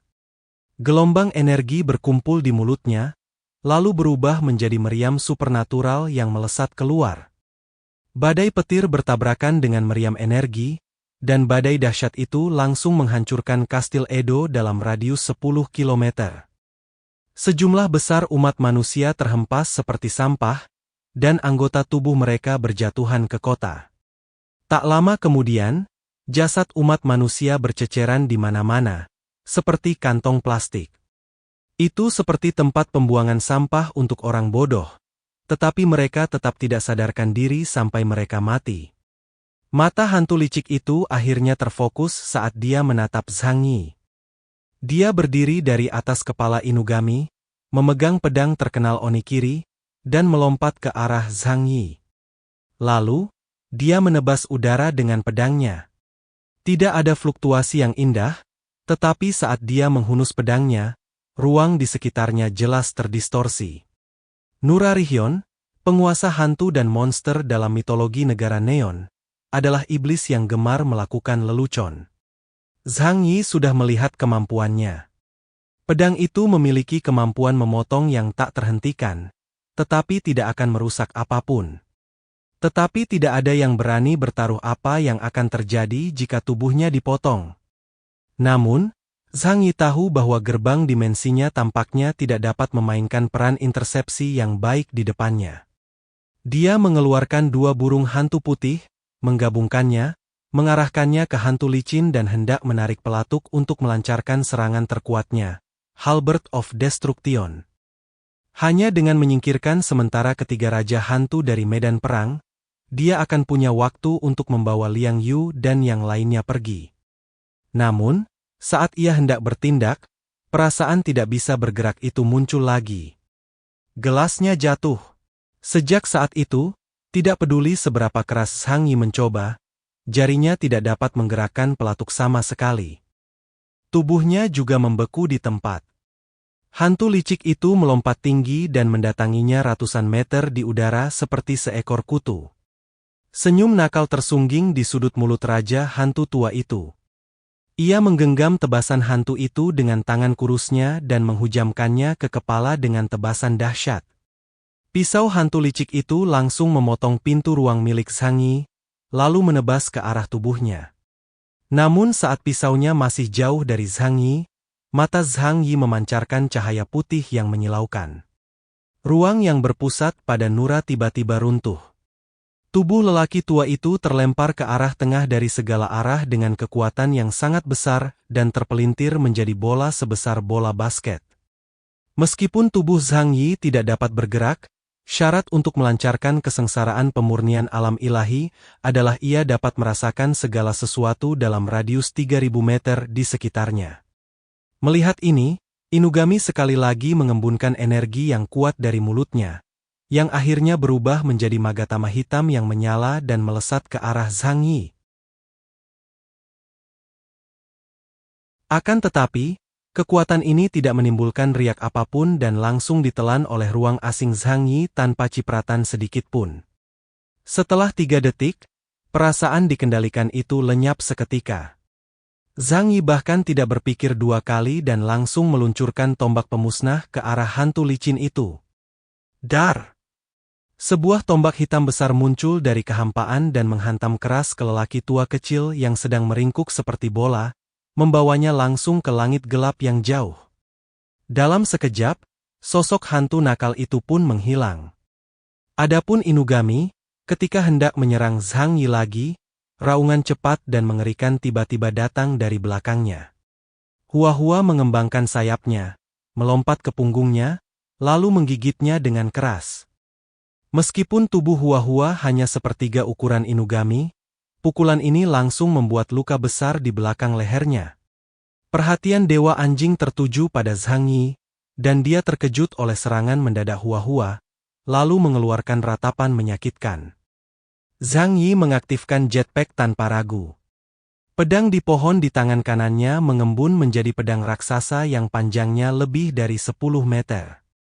Kekuatan gelap kehampaan menyelimuti pedang itu. Dengan satu pedang, ia langsung memenggal kepala dewa anjing itu. Ketiga raja hantu itu akhirnya berhasil ditangani. Tetapi Zhang Yi tahu bahwa makhluk-makhluk mati ini akan segera hidup kembali. Pergi. Jangan terlalu lama di sini. Di sisi lain, Liang Yu, Baili Changqing, dan yang lainnya dikelilingi oleh ratusan hantu. Seiring malam semakin larut, semakin banyak hantu muncul di sekitar Museum Daliangdu. Melihat sekeliling, Kastil Edo dipenuhi iblis. Kepala hantu, sebesar gunung, dengan hanya satu kepala, membuka mulutnya dan mengeluarkan suara seperti shakuhachi. Seorang pendeta aneh, setinggi 3 meter, diselimuti warna ungu, memegang rosario yang terbuat dari kepala manusia, kepalanya berbentuk seperti tikus. Seorang wanita berambut putih yang langkahnya menyebabkan suhu di sekitarnya anjlok, membekukan semua yang terlihat. Seorang pendeta dengan hanya satu mata, bersandar pada tongkat besi. Mereka mengepung Liang Yu dan yang lainnya dan melancarkan serangan gila-gilaan. Bahkan anggota tim investigasi yang kuat pun berada dalam kesulitan saat berhadapan dengan orang-orang ini yang akan dibangkitkan segera setelah terbunuh. Seberkas energi dahsyat melesat keluar, langsung menghancurkan semua iblis di depan Deng Shentong dan lainnya menjadi abu. Hua-Hua dan Zhang Yi muncul di sini. Pintu dimensi terbuka, tanpa basa-basi. Operasi gagal, mundur. Meskipun masih ada ekspresi enggan di wajah Deng Shentong, sudah pasti tidak rasional untuk terus mengganggunya saat ini. Mereka menemukan semakin banyak sosok misterius yang muncul di Istana Edo. Mereka adalah anggota Istana Iblis. Orang-orang itu menunggu mereka dibunuh oleh parade malam 100 iblis, atau menunggu mereka kehabisan tenaga sebelum datang menghabisi mereka. Deng Shentong menggertakkan giginya dan berkata, "Ayo pergi." Zhang Yi mengangkat tangannya dan menggunakan gerakan pemurnian ilahi untuk membersihkan area tersebut, membunuh semua iblis dalam radius 3 kilometer. Semua orang memasuki gerbang dimensi. Dan di langit malam yang jauh, tawa lama yang ceria itu terdengar lagi. Zhang Yi mengerutkan kening dan menjadi orang terakhir yang memasuki gerbang dimensi. Bahkan dengan satu kali perjalanan luar angkasa, jaraknya bisa mencapai 4.000 meter. Tetapi mereka tetap tidak dapat lolos dari pengepungan parade malam 100 setan. Namun sekarang, Zhang Yi pada dasarnya telah memahami kekuatan orang-orang ini. Kekuatan hantu licik itu agak aneh dan sulit diketahui, tetapi jelas ada kesenjangan tertentu antara dia dan Zhang Yi sendiri. Adapun Dai Tengu dan Inugami, mereka hanyalah kereta putih tingkat rendah. Bahkan jika ketiganya digabungkan, mereka tidak dapat menyebabkan kerusakan berarti pada Zhang Yi. Akan tetapi, mereka juga perlu waspada terhadap mutan yang melindungi pengadilan iblis, jadi mereka harus mengungsi sesegera mungkin. Setelah jetpack pertama, Nurarihyun segera menemukan lokasi mereka. 4.000 meter bukanlah jarak yang sangat jauh baginya, dan ia akan segera dapat mengejarnya. Lagu tumbler kembali terdengar di telinga Zhang Yi dan yang lainnya. Namun kali ini, Zhang Yi sudah siap secara mental dan menggunakan Senluo Wanxiang untuk melindungi dirinya dan orang lain dari serangan iblis. Dia diam-diam menghitung waktu dalam hatinya, menunggu kedatangan Raja Hantu. Setelah 3 detik, kendali dicabut dan ketiga Raja Hantu tiba. Dai Tengu dan Inugami terbang di udara, sementara Nurako memegang pedang pendek Onikiri dan hendak melompat turun sambil tertawa. Zhang Yi mengangkat tangan kanannya, menempelkan jari tengah dan jari telunjuk, dan menunjuk ke arah mereka. Di matanya, cahaya terdistorsi dan cahaya putih muncul. Dengan Zhang Yi sebagai pusatnya, badai kekuatan supernatural yang dahsyat melonjak. Meskipun Zhang Yi tidak sengaja melepaskan momentum ini, Tekanan yang dihasilkan oleh kekuatan terkonsentrasi itu sendiri memaksa Deng Shentong dan yang lainnya mundur beberapa langkah dan tidak dapat mendekati Zhang Yi. Pemurnian domain dewa. Gerakan ini adalah pukulan terkuat Zhang Yi, mengerahkan seluruh tenaganya. Dengan putaran jarinya, ruang tempat ketiga Raja Hantu itu berada menjadi seperti cermin pecah, berputar hebat ke arah tengah. Seolah-olah ada sepasang tangan raksasa tak kasat mata yang menggenggam mereka erat lalu meremas mereka ke arah tengah. Karak. Semua tulang di tubuh Datengu hancur, dan serpihan tulang mencuat dari dagingnya, memercikkan darah. Inugami besar itu langsung berubah menjadi tumpukan daging anjing lembek, membungkus SLY Ghost. Kekuatan yang mengerikan itu membuat para anggota pengadilan iblis yang menyaksikan pertempuran itu dari jauh tercengang. Maeda Yuichiro, seorang kader pengadilan iblis dan pemimpin tim pedang, matanya terbelalak dan bahkan tidak menyadari rokok di mulutnya jatuh ke tanah. Monster macam apa orang-orang luar ini? Mereka menghancurkan Raja Iblis berkepala 3 hanya dengan satu serangan. Setelah serangan ini, kekuatan tubuh Zhang Yi terkuras sementara. Dia membuka pintu dimensi lagi, ayo pergi. Deng Shentong dan beberapa orang lainnya terbangun oleh suara Zhang Yi, dan pemandangan tadi juga membuat mereka tercengang. Mereka hanya tahu bahwa Zhang Yi kini telah menjadi mutan tingkat Epsilon dan sangat kuat. Namun mereka masih belum memiliki pemahaman yang jelas tentang seberapa kuatnya. Sampai saat ini, mereka merasa seperti berhadapan dengan dewa kuno di hadapan Zhang Yi. Padahal mereka sendiri lemah dan rendah hati seperti serangga. Zhang Yi membunuh Raja Hantu berkepala 3 dengan satu pukulan, menciptakan kesempatan untuk evakuasi. Semua orang melarikan diri sepanjang gerbang dimensi dan segera meninggalkan kota aneh ini. Para anggota Istana Iblis menyaksikan semua ini dengan takjub. Mereka menyadari bahwa mutan dari dunia luar yang datang ke Edo kali ini begitu kuat hingga menakutkan. Oh, aku hampir lupa satu hal. Sebelum pergi, Zhang Yi tidak lupa melakukan satu hal. Dia memenggal kepala suatu ras manusia. Karena dia harus memastikan apakah orang-orang yang meninggal pada malam hari itu dapat dibangkitkan keesokan harinya. Setelah selesai, mereka menghilang sepenuhnya dari Istana Edo. Zhang Yi tidak berhenti dan langsung meninggalkan Neon dan kembali ke kota Tianhai. Istana Iblis sudah disiagakan, dan ia harus mempertimbangkan pergerakan Angkatan Laut Kolombia. Karena itu, tempat ini tidak lagi cocok untuknya. Hanya dalam waktu 10 menit lebih, ia dapat bepergian bolak-balik antara kedua negara. Hanya Zhang Yi yang bisa melakukan ini. Mereka kembali ke kota Tianhai dan ke rumah yang hangat dan nyaman. Badai salju sedang mengamuk di luar, tetapi lampu di ruangan itu terang benderang. Zhang Yi muncul di ruang tamu dan meminta Muyan untuk membiarkan semua orang keluar. Deng Shentong dan Bai Chunyu berdiri di belakang Zhang Yi, menatap punggungnya dengan hati-hati, seperti siswa yang telah melakukan kesalahan. Zhang Yi melirik mereka dengan dingin, dan sambil melepaskan baju besinya, dia berkata, "Tidakkah kalian perlu memberiku penjelasan tentang masalah ini?" Fatih Su juga menyilangkan tangannya dan melotot ke arah Deng Shentong dan pria lainnya dengan tatapan mengancam. "Benar sekali. Kau memanggil kami ke tempat neraka seperti itu, lalu kau menyembunyikan sesuatu dari bos. Ini benar-benar keterlaluan." Zhang Yi dan yang lainnya duduk di sofa, mempersiapkan persidangan 3 pengadilan. Adapun Bailey Changqing dan Wudi, mereka sama sekali tidak menyadari hal ini, lagi pula, mereka bukan orang kepercayaan Deng Shentong. Jadi mereka berdua agak malu dan harus minggir dan diam saja. Deng Shentong mengangkat tangannya. "Aku mengakui masalah ini. Ini salahku.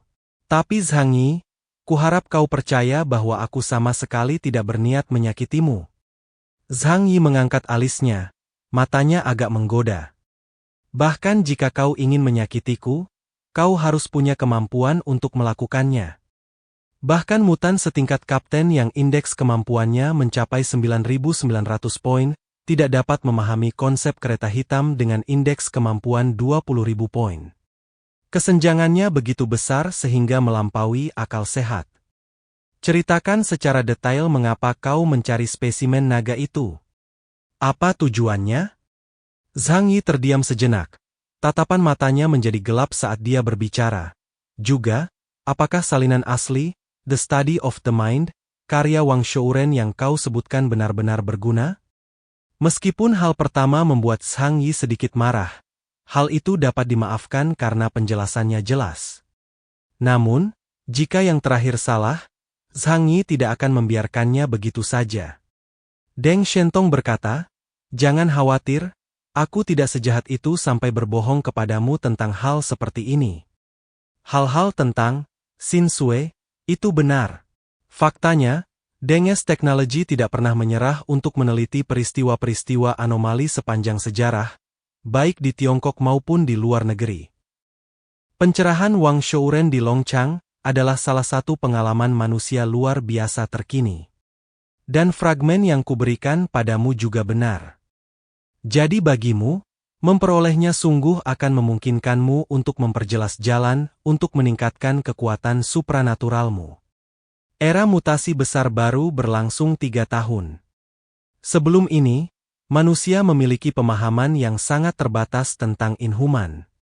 Bahkan sekarang, kebanyakan inhuman hanya memiliki 3 cara untuk meningkatkan kekuatan mereka. Pertama, seseorang dapat mengembangkan wawasannya sendiri dan menemukan cara untuk mencapai batas tertinggi kemampuannya. Metode ini penuh dengan keacakan, dan wawasan adalah peluang yang cepat berlalu dan tidak dapat dipahami oleh individu.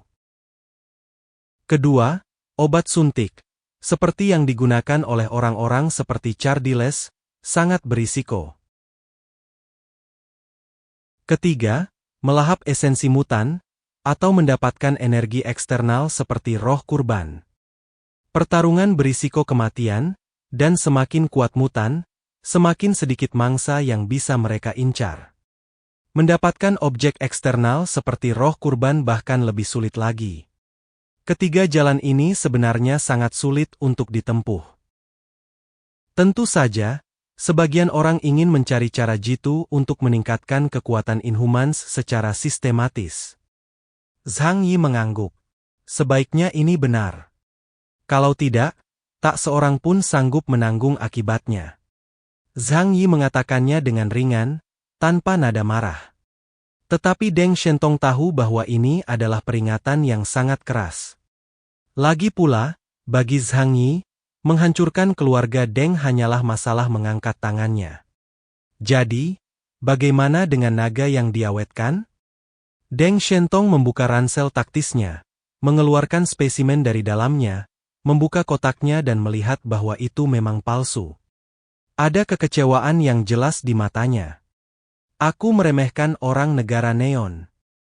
Riset mereka tentang budaya Tiongkok tidak kalah mendalam dari kita, dan mereka sudah lama menyadari pentingnya peninggalan kuno.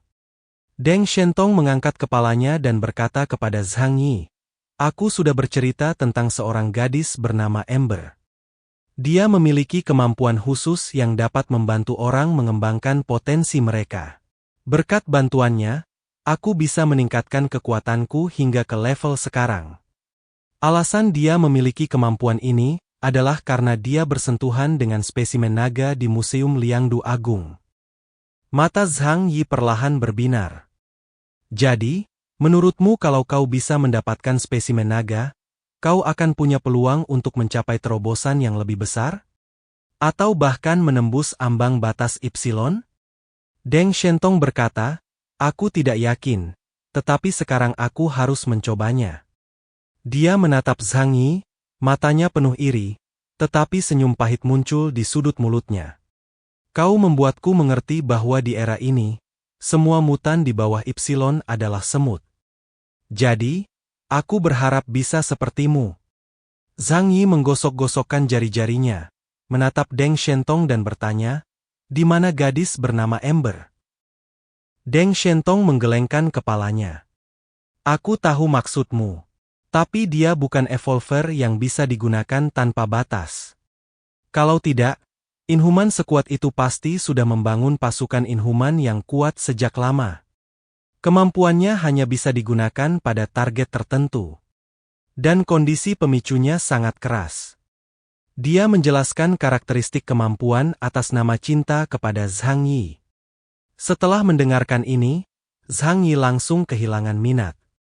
Awalnya, dia tidak melakukannya untuk dirinya sendiri, karena dia telah dibaptis berkali-kali dan sekarang menjadi mutan tingkat atas di tingkat kereta hitam.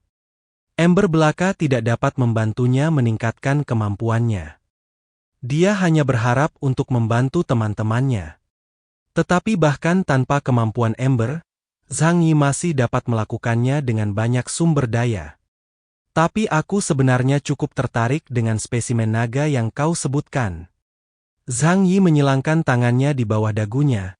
Tatapan matanya tampak agak dalam. Makhluk-makhluk dalam mitos dan legenda mungkin benar-benar ada. Dan apakah itu ada hubungannya dengan suku misterius di bawah pegunungan Qinling? Perkataan Zhang Yi membuat Deng Shentong mengacungkan jempol padanya. Kau pintar sekali. Sebenarnya, aku punya rencana seperti itu. Setelah kita mendapatkan spesimen naga, kita bisa mempelajarinya terlebih dahulu. Setelah penelitian selesai, atau jika kita tidak menemukan efek yang signifikan, kita bisa memberikannya kepada klan naga di bawah pegunungan Qinling. Itulah definisi resmi saat ini. Deng Shentong berkata dengan penuh semangat, setelah penyelidikan kami selama bertahun-tahun, kami dapat merasakan bahwa mereka tidak memiliki niat buruk terhadap kami manusia. Karena itu, Sheng Jing telah berusaha mencari cara untuk berkomunikasi dengan mereka. Jika kita bisa mendapatkan bantuan dari peradaban yang lebih kuat, kita akan memiliki kesempatan untuk menjadikan Huasu peradaban terkuat di dunia. Zhang Yi tersenyum tipis. Ini agak di luar topik. Kita tidak bisa mengurus hal-hal yang terlalu jauh saat ini. Namun, jika itu benar-benar spesimen naga, aku akan sangat tertarik. Deng Shentong merentangkan tangannya tanpa daya. Kalau kami dapat barangnya, tentu saja kami akan bagi hasil dengan kalian. Tapi sekarang, mereka sudah jelas-jelas memindahkannya, dan kami sudah memberi tahu mereka. Langkah selanjutnya akan sulit. Zhang Yi bersandar di sofa, menutup matanya dan berpikir sejenak sebelum berbicara. Memang, jika itu di masa lalu, kita bisa mengandalkan kekuatan militer kita yang luar biasa untuk menyerang langsung ke Edo dan memaksa organisasi Neon menyerahkan semua yang kita inginkan. Tapi lampu neon sekarang begitu terang sehingga bahkan aku tidak bisa melihatnya dengan jelas. Jika mereka benar-benar telah bergabung dengan peradaban misterius lainnya, bahkan kita harus berhati-hati. Belum lagi, ada armada laut Columbia yang ditempatkan di Neon Harbor. Zhang Yi melirik Deng Shentong dan tiba-tiba berkata, minta bantuan dari organisasi lain. Beri aku kekuatan wilayah lain, dan ini bisa dilakukan. Idealnya, wilayah Laut Cina Timur. Biarkan mereka menggunakan kekuatan angkatan laut mereka yang kuat untuk membendung Columbia. Wilayah Barat Laut juga bagus. Panglima tertinggi mereka, Li Changgong, punya kemampuan yang setara denganku. Dan dari segi daya bunuh saja, kemampuannya adalah yang terkuat yang pernah kulihat. Jika digunakan dengan baik, dia berpotensi membunuh musuh dengan kekuatan supernatural yang luar biasa. Bai Chunyu memegang dagunya dan mengerutkan kening, tapi dengan cara ini, efektivitas biayanya terlalu rendah. Karena satu-satunya target kita adalah Xin Sui dan spesimen naga. Tidak ada gunanya mengerahkan kekuatan dari dua wilayah utama. Dia tersenyum dan menatap Zhang Yi. Aku minta bantuanmu. Awalnya aku berencana menyelinap diam-diam. Akan lebih baik jika aku bisa mencuri barang-barang itu kembali tanpa memberitahu mereka. Zhang Yi merentangkan tangannya. Tidak ada peluang untuk sembunyi-sembunyi sekarang. Jadi apa yang akan kau lakukan? Menyerahkan operasi ini? Deng Shentong menarik napas dalam-dalam dan berkata dengan tatapan tegas, Sama sekali tidak. Tentu saja tidak. Ini satu-satunya kesempatannya untuk maju ke Ipsilon. Sekalipun harapannya tipis, kemungkinan mendapatkan spesimen naga jauh lebih besar daripada mendapatkan sebagian dari esensi dewa. Itu harta nasional negara Huasu kita. Bagaimana mungkin kita membiarkan neon kecil lolos begitu saja? Deng Shentong menatap Zhang Yi dengan cemas, seolah-olah dia takut Zhang Yi akan menarik kembali kata-katanya. Zhang Yi duduk di sofa dan mulai mempertimbangkan pro dan kontranya. Ketika sesuatu terungkap, tidak mudah untuk mengatasinya. Tentu saja, risikonya tidak terlalu tinggi baginya. Bahkan jika ia tidak bisa mengalahkan kekuatan gabungan Demon Chourt dan para mutan papan atas armada Columbia, ia bisa dengan mudah mundur. Hanya ada satu hal yang membuatnya gelisah. Apa sebenarnya parade malam Edo 100 setan itu? Jika itu benar-benar produk dari peradaban misterius, seberapa kuatkah peradaban itu? Karena tidak memiliki informasi yang cukup, Zhang Yi tidak berani bertindak gegabah. Sudah malam, ayo kita istirahat hari ini. Aku akan memikirkannya baik-baik. Tapi Deng Shentong, kau harus cepat dan mengumpulkan lebih banyak informasi. Yang paling ku khawatirkan adalah parade malam 100 setan dan reaksi armada Columbia. Zhang Yi berkata pada Deng Shentong. Deng Shentong menghela napas lega. Setidaknya Zhang Yi tidak menolak secara langsung. Baiklah. Aku mengerti. Yang Mi dan You Haimei menyiapkan makan malam mewah dan mengirimkannya kepada Deng Shentong dan yang lainnya. Setelah Zhang Yi selesai makan, dia memanggil Yang Xinxin dan You Kr ke kamarnya. Beberapa orang duduk di sofa dan mulai membahas tindak lanjut masalah ini. Bagaimana menurutmu? Haruskah aku menyerah? Zhang Yi langsung mengemukakan topik tersebut. Situasinya belum jelas dan kurasa kita tidak perlu mengambil risiko apapun. Yang Xinxin menyesap susu panas dan bertanya kepada Zhang Yi sambil tersenyum. Kakak, apa yang kamu khawatirkan? Zhang Yi mengungkapkan kekhawatirannya. Armada Columbia. Dan kekuatan di balik parade malam 100 iblis. Para mutan menjelajahi dunia, tetapi mereka bukannya tak terkalahkan. Setelah beberapa tahun tidak berhadapan dengan armada Columbia, kekuatan mereka pasti telah meningkat pesat. Bagaimanapun, itu adalah negara dengan kekuatan komprehensif terkuat di dunia sebelum kiamat, memimpin dunia dalam kekuatan militer dan teknologi. Jika mereka dapat menciptakan keadilan, mereka berpotensi menciptakan lebih banyak prajurit biologis.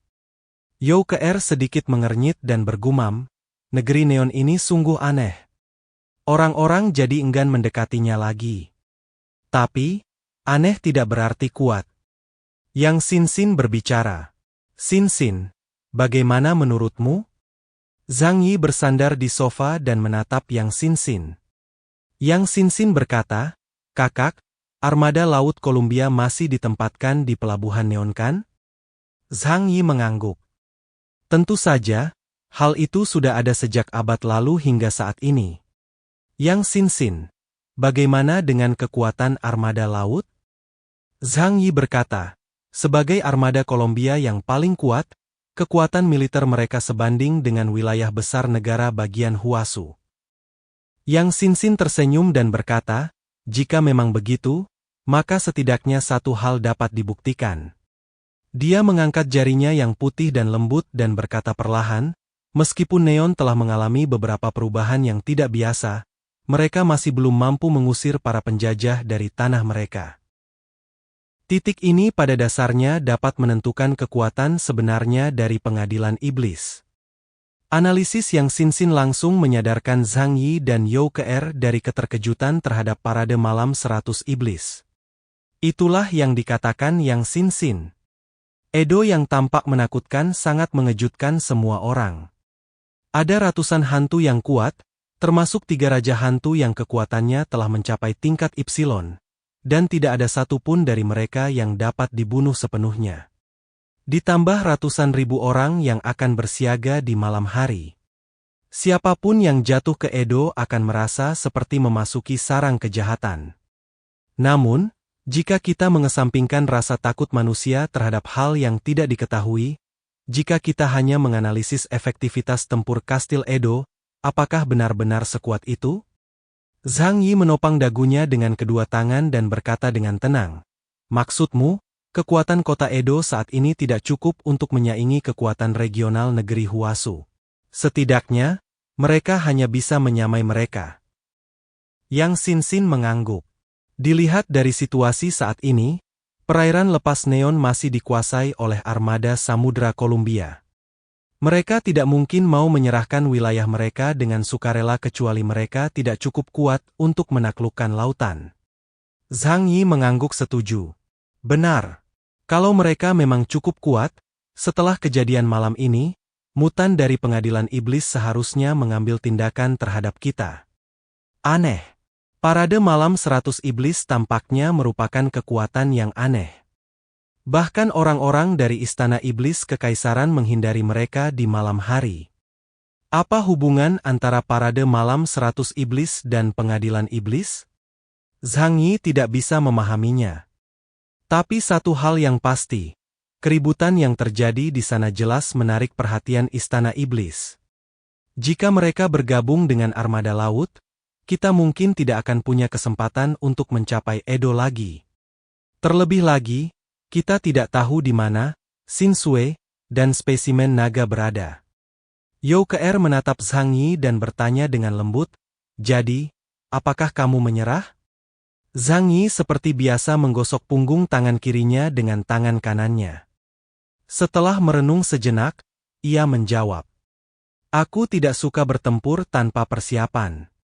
Aku tidak akan bertindak gegabah sebelum memiliki informasi yang cukup." Dia mengalihkan pandangannya ke arah kamar tamu. Itu tergantung pada apakah keluarga Deng dapat memberiku nilai lebih. Tiba-tiba ia teringat sesuatu dan mengeluarkan kepala manusia yang telah dipanen dari angkasa luar. Saat itu, kepala itu sudah benar-benar mati, dingin, dan darahnya telah mengering. Kepalanya sudah hilang, dia pasti mati. Zhang Yi berkata dengan lembut. Deng Shentong menginap di rumah Zhang Yi malam ini. Kondisi akomodasi di kamar tamu yang disediakan untuknya cukup baik, dan itu tidak dianggap tidak adil baginya sebagai pewaris keluarga Deng. Ia berdiri di depan jendela setinggi langit-langit, memandangi salju tebal yang turun di luar. Hatinya kacau, tetapi ia merasa tenang karena Zhang Yi ada tepat di sebelahnya. Mungkin tidak ada tempat di dunia ini yang lebih aman daripada di sini. Namun saat ini, ia perlu berpikir hati-hati tentang cara menangani situasi saat ini.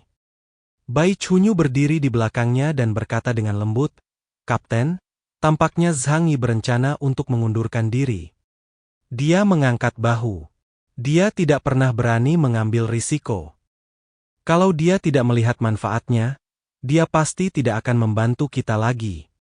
Deng Shentong berdiri dengan kedua tangannya di belakang punggungnya, dan setelah terdiam beberapa saat, dia berkata, "Tapi kita membutuhkannya." Di seluruh kerajaan Huasu, dia adalah satu-satunya petarung top yang memiliki hubungan kekerabatan dengan kita. Dan melihat seluruh kerajaan Huasu, dialah satu-satunya yang memiliki kemampuan untuk membantu kita mendapatkan apa yang kita inginkan. Sangat mudah untuk membobol Neon. Tetapi jika kau ingin keluar dengan aman, kau harus memiliki Zhang Yi. Mendengar ini, Bai Chunyu mengerutkan kening dan mulai berpikir. Dia benar. Kita sudah memberi tahu musuh. Armada Istana Kekaisaran dan Columbia tidak mudah dihadapi. Kalau hanya salah satu dari mereka yang terlibat, masih bisa diatasi. Tapi kalau mereka bergabung, bahkan dengan bantuan yang lebih banyak, apalagi kita, akan sulit. Lagi pula, yang kami dapatkan hanyalah barang palsu. Tidak ada yang tahu di mana yang asli. Deng Shentong berkata, tidak sulit menebaknya. Pameran di Museum Daliangdu masih ada, yang berarti benda aslinya dilestarikan dengan hati-hati. Soal siapa pemiliknya, bukankah sudah jelas sekilas? Jika ada yang ingin membicarakannya, itu hanya para pemimpin puncak pengadilan iblis. Bai Chunyu mengangkat kepalanya dan bertanya, "Maksudmu, gunung abadi?" "Benar. Selama sesuatu masih ada di Neon, pasti ada di sana." Bai Chunyu tertawa getir. "Itu markas pengadilan iblis. Apa kita harus berjuang mendaki gunung abadi dan menghadapi kelompok mutan paling elit di seluruh Neon? Belum lagi, ada parade malam 100 iblis, yang detailnya tidak kami pahami. Cukup membuat kami pusing. Dan di laut lepas, armada samudra Kolombia selalu siap menyerang. Dari sudut pandang manapun, kita sendiri tidak akan mampu mencapai tujuan kita sekarang. Kecuali..." Dia terdiam sejenak, menatap punggung Deng Shentong, lalu perlahan berkata, "Laporkan masalah ini kepada pimpinan kota Blizzard dan kerahkan seluruh kekuatan kota Blizzard. Lalu bersatulah dengan wilayah lain untuk bertindak bersama. Tapi itu akan meningkat ke tingkat perang nasional. Begitu dimulai, itu akan mengubah seluruh dunia. Satu gerakan saja akan memengaruhi seluruh dunia." Deng Shentong diam-diam mengepalkan tinjunya di belakang punggungnya. "Dengan Zhang Yi di sini, kita tidak perlu bergantung pada kekuatan kota Blizzard. Neon tidak memiliki Death of Love, jadi kita tidak bisa menjadi yang pertama menggunakannya. Kalau tidak, itu akan memberi pasukan lain alasan untuk bertindak. Sedangkan untuk armada samudra, mungkin ada metode lain yang cukup untuk membuat mereka sibuk." Bai Chunyu memasang ekspresi bingung di wajahnya. "Bagaimana kita bisa mencegah armada samudra mempertimbangkan Kastil Edo jika kita tidak meminta bantuan dari atasan, atau meminta wilayah Laut Cina Timur untuk membantu menahan mereka?" Deng Shentong tidak menjawab. Ia memandang keluar jendela. Di langit malam yang gelap, samar-samar ia bisa melihat gelombang laut. Dia tidak benar-benar melihatnya. Tetapi di kota pesisir ini, di malam yang hitam pekat, angin utara yang menderu, dan keheningan langit dan bumi yang mati selalu membuat orang berpikir tentang jurang bawah laut yang tak berujung. Itu pilihan yang sangat berbahaya. Sambil berbicara, dia berbalik dan menatap Bai Chunyu, matanya tegas, namun dengan sedikit kegilaan. "Tetapi jika Sku harus melakukannya, aku harus bersikap tegas. Gunung abadi, istana kastil. Sudah larut malam, dan Edo tidak tenang malam ini. Kurang dari setengah jam telah berlalu sejak Zhang Yi dan kelompoknya pergi. Anak laki-laki jahat itu duduk di kuil, dan patung di atasnya telah lama terbalik. Di dalam kuil besar itu, 3 kader berdiri di sana, melaporkan kepada si bocah jahat segala sesuatu yang terjadi malam ini. Purgatory Star berdiri di depan, pupil matanya yang gelap memancarkan cahaya aneh. "Tuan, identitas musuh telah dikonfirmasi. Dia adalah mutan kelas Ipsilon, Haos dari wilayah Jiangnan, negara Huasu." "Keyes?" Si bocah jahat memiringkan kepalanya dan bertanya dengan tenang, "Apakah orang itu sangat kuat?" Pemimpin kelompok pengguna pedang, Souji Narumi, mengeluarkan rokok dari mulutnya dan mengembuskan asap putih tebal. "Sangat kuat, Guru." Mendengar apa yang dikatakan Narumi Souji, pria berkacamata bernama Maeda Uichiro mendorong kacamatanya ke atas dan tampak berpikir. "Merasa takut, Narumi?" Narumi berkata tanpa daya, "Ada hierarki yang ketat di antara para mutan. Kesenjangan kemampuan antara Delta dan Ipsilon bagaikan jurang. Baik dari segi jumlah energi maupun kekuatan kemampuan mereka tidak berada di level yang sama. Aku khawatir hanya master yang bisa melawannya." Sudut mulut bocah jahat itu terangkat secara berlebihan, seolah-olah seluruh mulutnya akan terbelah. Dia melompat turun dari kuil dan melompat di depan semua orang. "Sudah lama sejak terakhir kali aku beraksi. Sekarang, katakan padaku," katanya, matanya menyapu ketiga pejabat di depannya, "apakah dia punya peluang mengalahkanku di Istana Edo?" Purgatory Star menundukkan pandangannya dan berkata dengan suara penuh hormat, "Sama sekali tidak." Keesokan paginya, setelah Zhang Yi bangun, ia hendak pergi ke restoran untuk sarapan. Ketika melewati koridor, ia melihat Deng Shentong bersandar di dinding, seolah menunggunya. "Apakah kau menungguku?" Zhang Yi bertanya. Deng Shentong menurunkan tangannya dan berkata sambil tersenyum, "Maaf. Aku belum tidur semalaman. Jika operasinya gagal, aneh rasanya kalau aku bisa tidur. Apakah ada hal baru yang ingin kau ceritakan padaku?" Zhang Yi berjalan maju, dan Deng Shentong mengikutinya dari belakang. Meskipun benda itu tidak ada di Museum Daliangdu, pasti ada di Gunung Abadi. Baik salinan asli Xinsue, maupun spesimen naga itu sangat penting bagi kami. Jadi, aku harap Anda bisa membantuku. Zhang Yi bahkan tidak menoleh. "Aku bisa memberimu waktu untuk meyakinkanku. Kalau alasanmu tidak cukup kuat, kita tunda saja rencana ini." Deng Shentong berkata, perlombaan senjata global tidak pernah berhenti. Dalam beberapa dekade terakhir, perlombaannya adalah perlombaan elektronik dan antariksa. Namun, dengan datangnya zaman es, peran senjata dan pasukan tradisional telah sangat melemah. Saat ini, bakat mutan adalah bidang yang semua negara berlomba-lomba untuk menelitinya. Jika kita tidak menjadi lebih kuat, cepat atau lambat kita akan disalib oleh negara lain. Nenek moyang kita telah merasakan sakitnya isolasionisme ratusan tahun yang lalu. Zhang Yi menatapnya. "Jadi maksudmu nilai kedua benda itu lebih besar dari yang kita bayangkan?" Deng Shentong tersenyum. "Ini adalah memorandum yang ditulis dengan cermat oleh salah satu dari dua orang suci dalam 5.000 tahun kerajaan Huasu. Memorandum ini berisi spesimen naga mistis. Apakah menurutmu ini cukup berharga?" Zhang Yi tersenyum tipis, tetapi tatapan matanya menjadi lebih dalam. Dia membaca satu halaman catatan Wang Shouren, dan konten yang tercatat di dalamnya memang sangat bermanfaat baginya. Jika dia bisa mendapatkan catatan lengkap, mungkin dia bisa menemukan jalan pintas untuk meningkatkan kekuatannya. Di dunia yang penuh dengan variabel ini, hanya dengan terus menjadi lebih kuat Anda dapat memastikan keselamatan diri sendiri dan orang-orang di sekitar Anda. Ini hanya alasan untuk pergi ke Edo, tapi itu bukan syarat yang cukup. Kalau kau ingin aku bertindak, kau harus bisa memberikan bantuan yang lebih besar. Zhang Yi mencibir. "Kalau tidak, apakah kau benar-benar ingin aku berurusan dengan armada laut dan para mutan tingkat atas dari pengadilan iblis sendirian?" Deng Shentong tampaknya menunggu Zhang Yi mengatakan ini. "Aku punya cara untuk mencegah mutan di armada samudra beraksi." Kalimat ini membuat Zhang Yi tertegun beberapa detik, dan dia menatap Deng Shentong dengan curiga. "Apakah kau punya solusi? Sepertinya aku terlalu meremehkan keluarga Deng Mu dulu.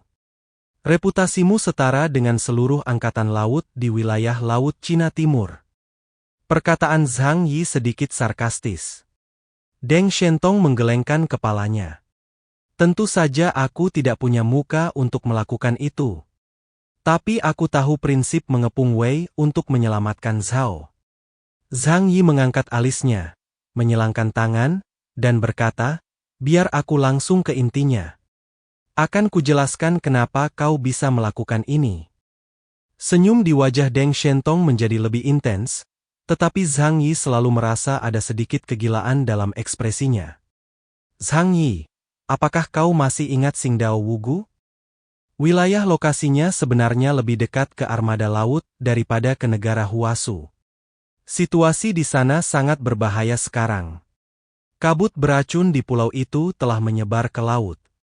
Armada laut menghadapi tempat berbahaya dan misterius yang penuh harta karun ini dengan keserakahan sekaligus ketakutan.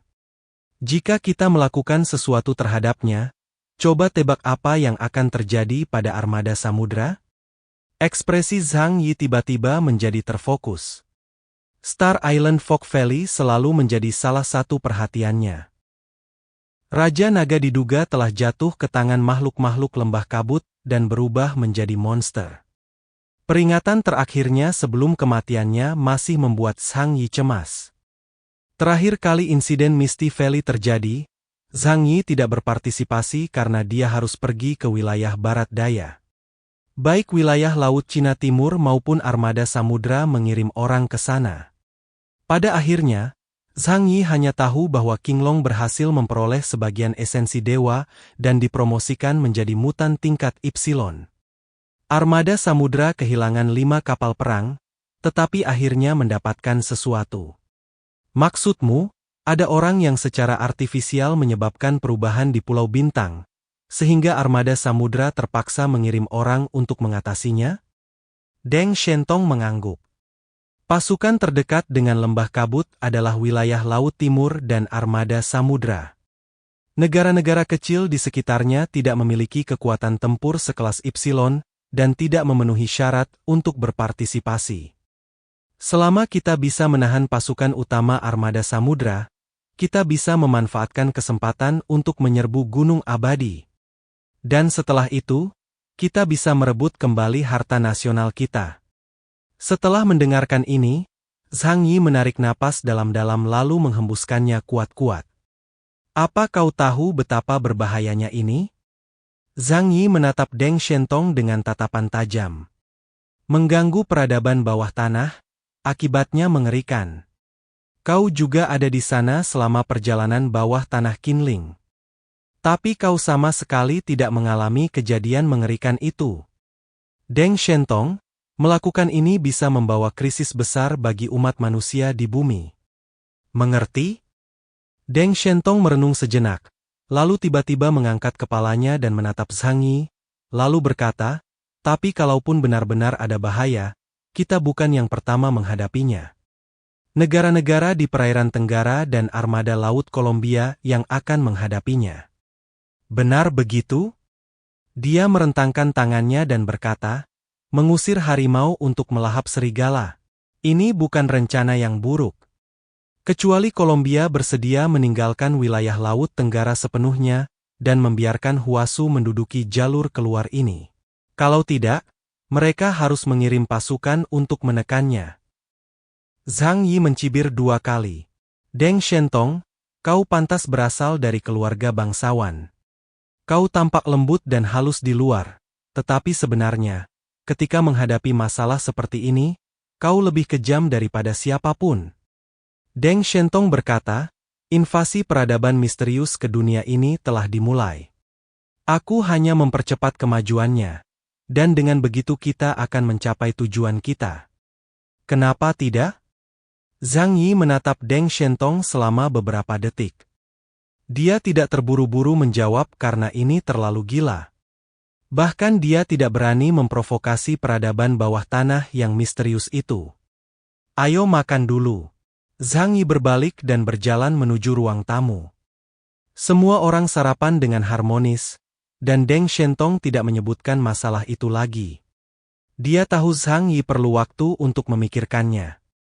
Sekitar pukul 10 pagi, Zhang Yi memanggil Deng Shentong ke pintu. Ayo, aku akan mengajakmu melihat orang-orang di kota Tianhai. Kamu belum sering ke sini, jadi mungkin kamu belum begitu mengenal daerah ini kan? Zhang Yi mengendarai mobil saljunya dan membiarkan Deng Shentong masuk. Kemudian mobil melaju menuju pangkalan Chaoyu di tepi laut. Deng Shentong berkata, memang, sekarang setelah kamu melindungi tempat ini seharusnya sangat damai. Kedamaian hanya sementara.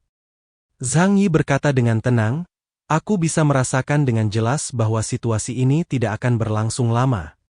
Dunia ini semakin berbahaya. Terlalu banyak peradaban misterius yang bergabung dengan dunia ini. Cepat atau lambat, bentrokan sengit antar peradaban akan terjadi. Aku butuh kekuatan yang cukup kuat untuk melindungi semua yang kumiliki. Tepat setelah itu. Bab 1501-1512, lanjutan alur dari komik chapter 633 yang sudah tidak update lagi pun berakhir. Kata-kata hari ini adalah, terima kasih banyak supportnya.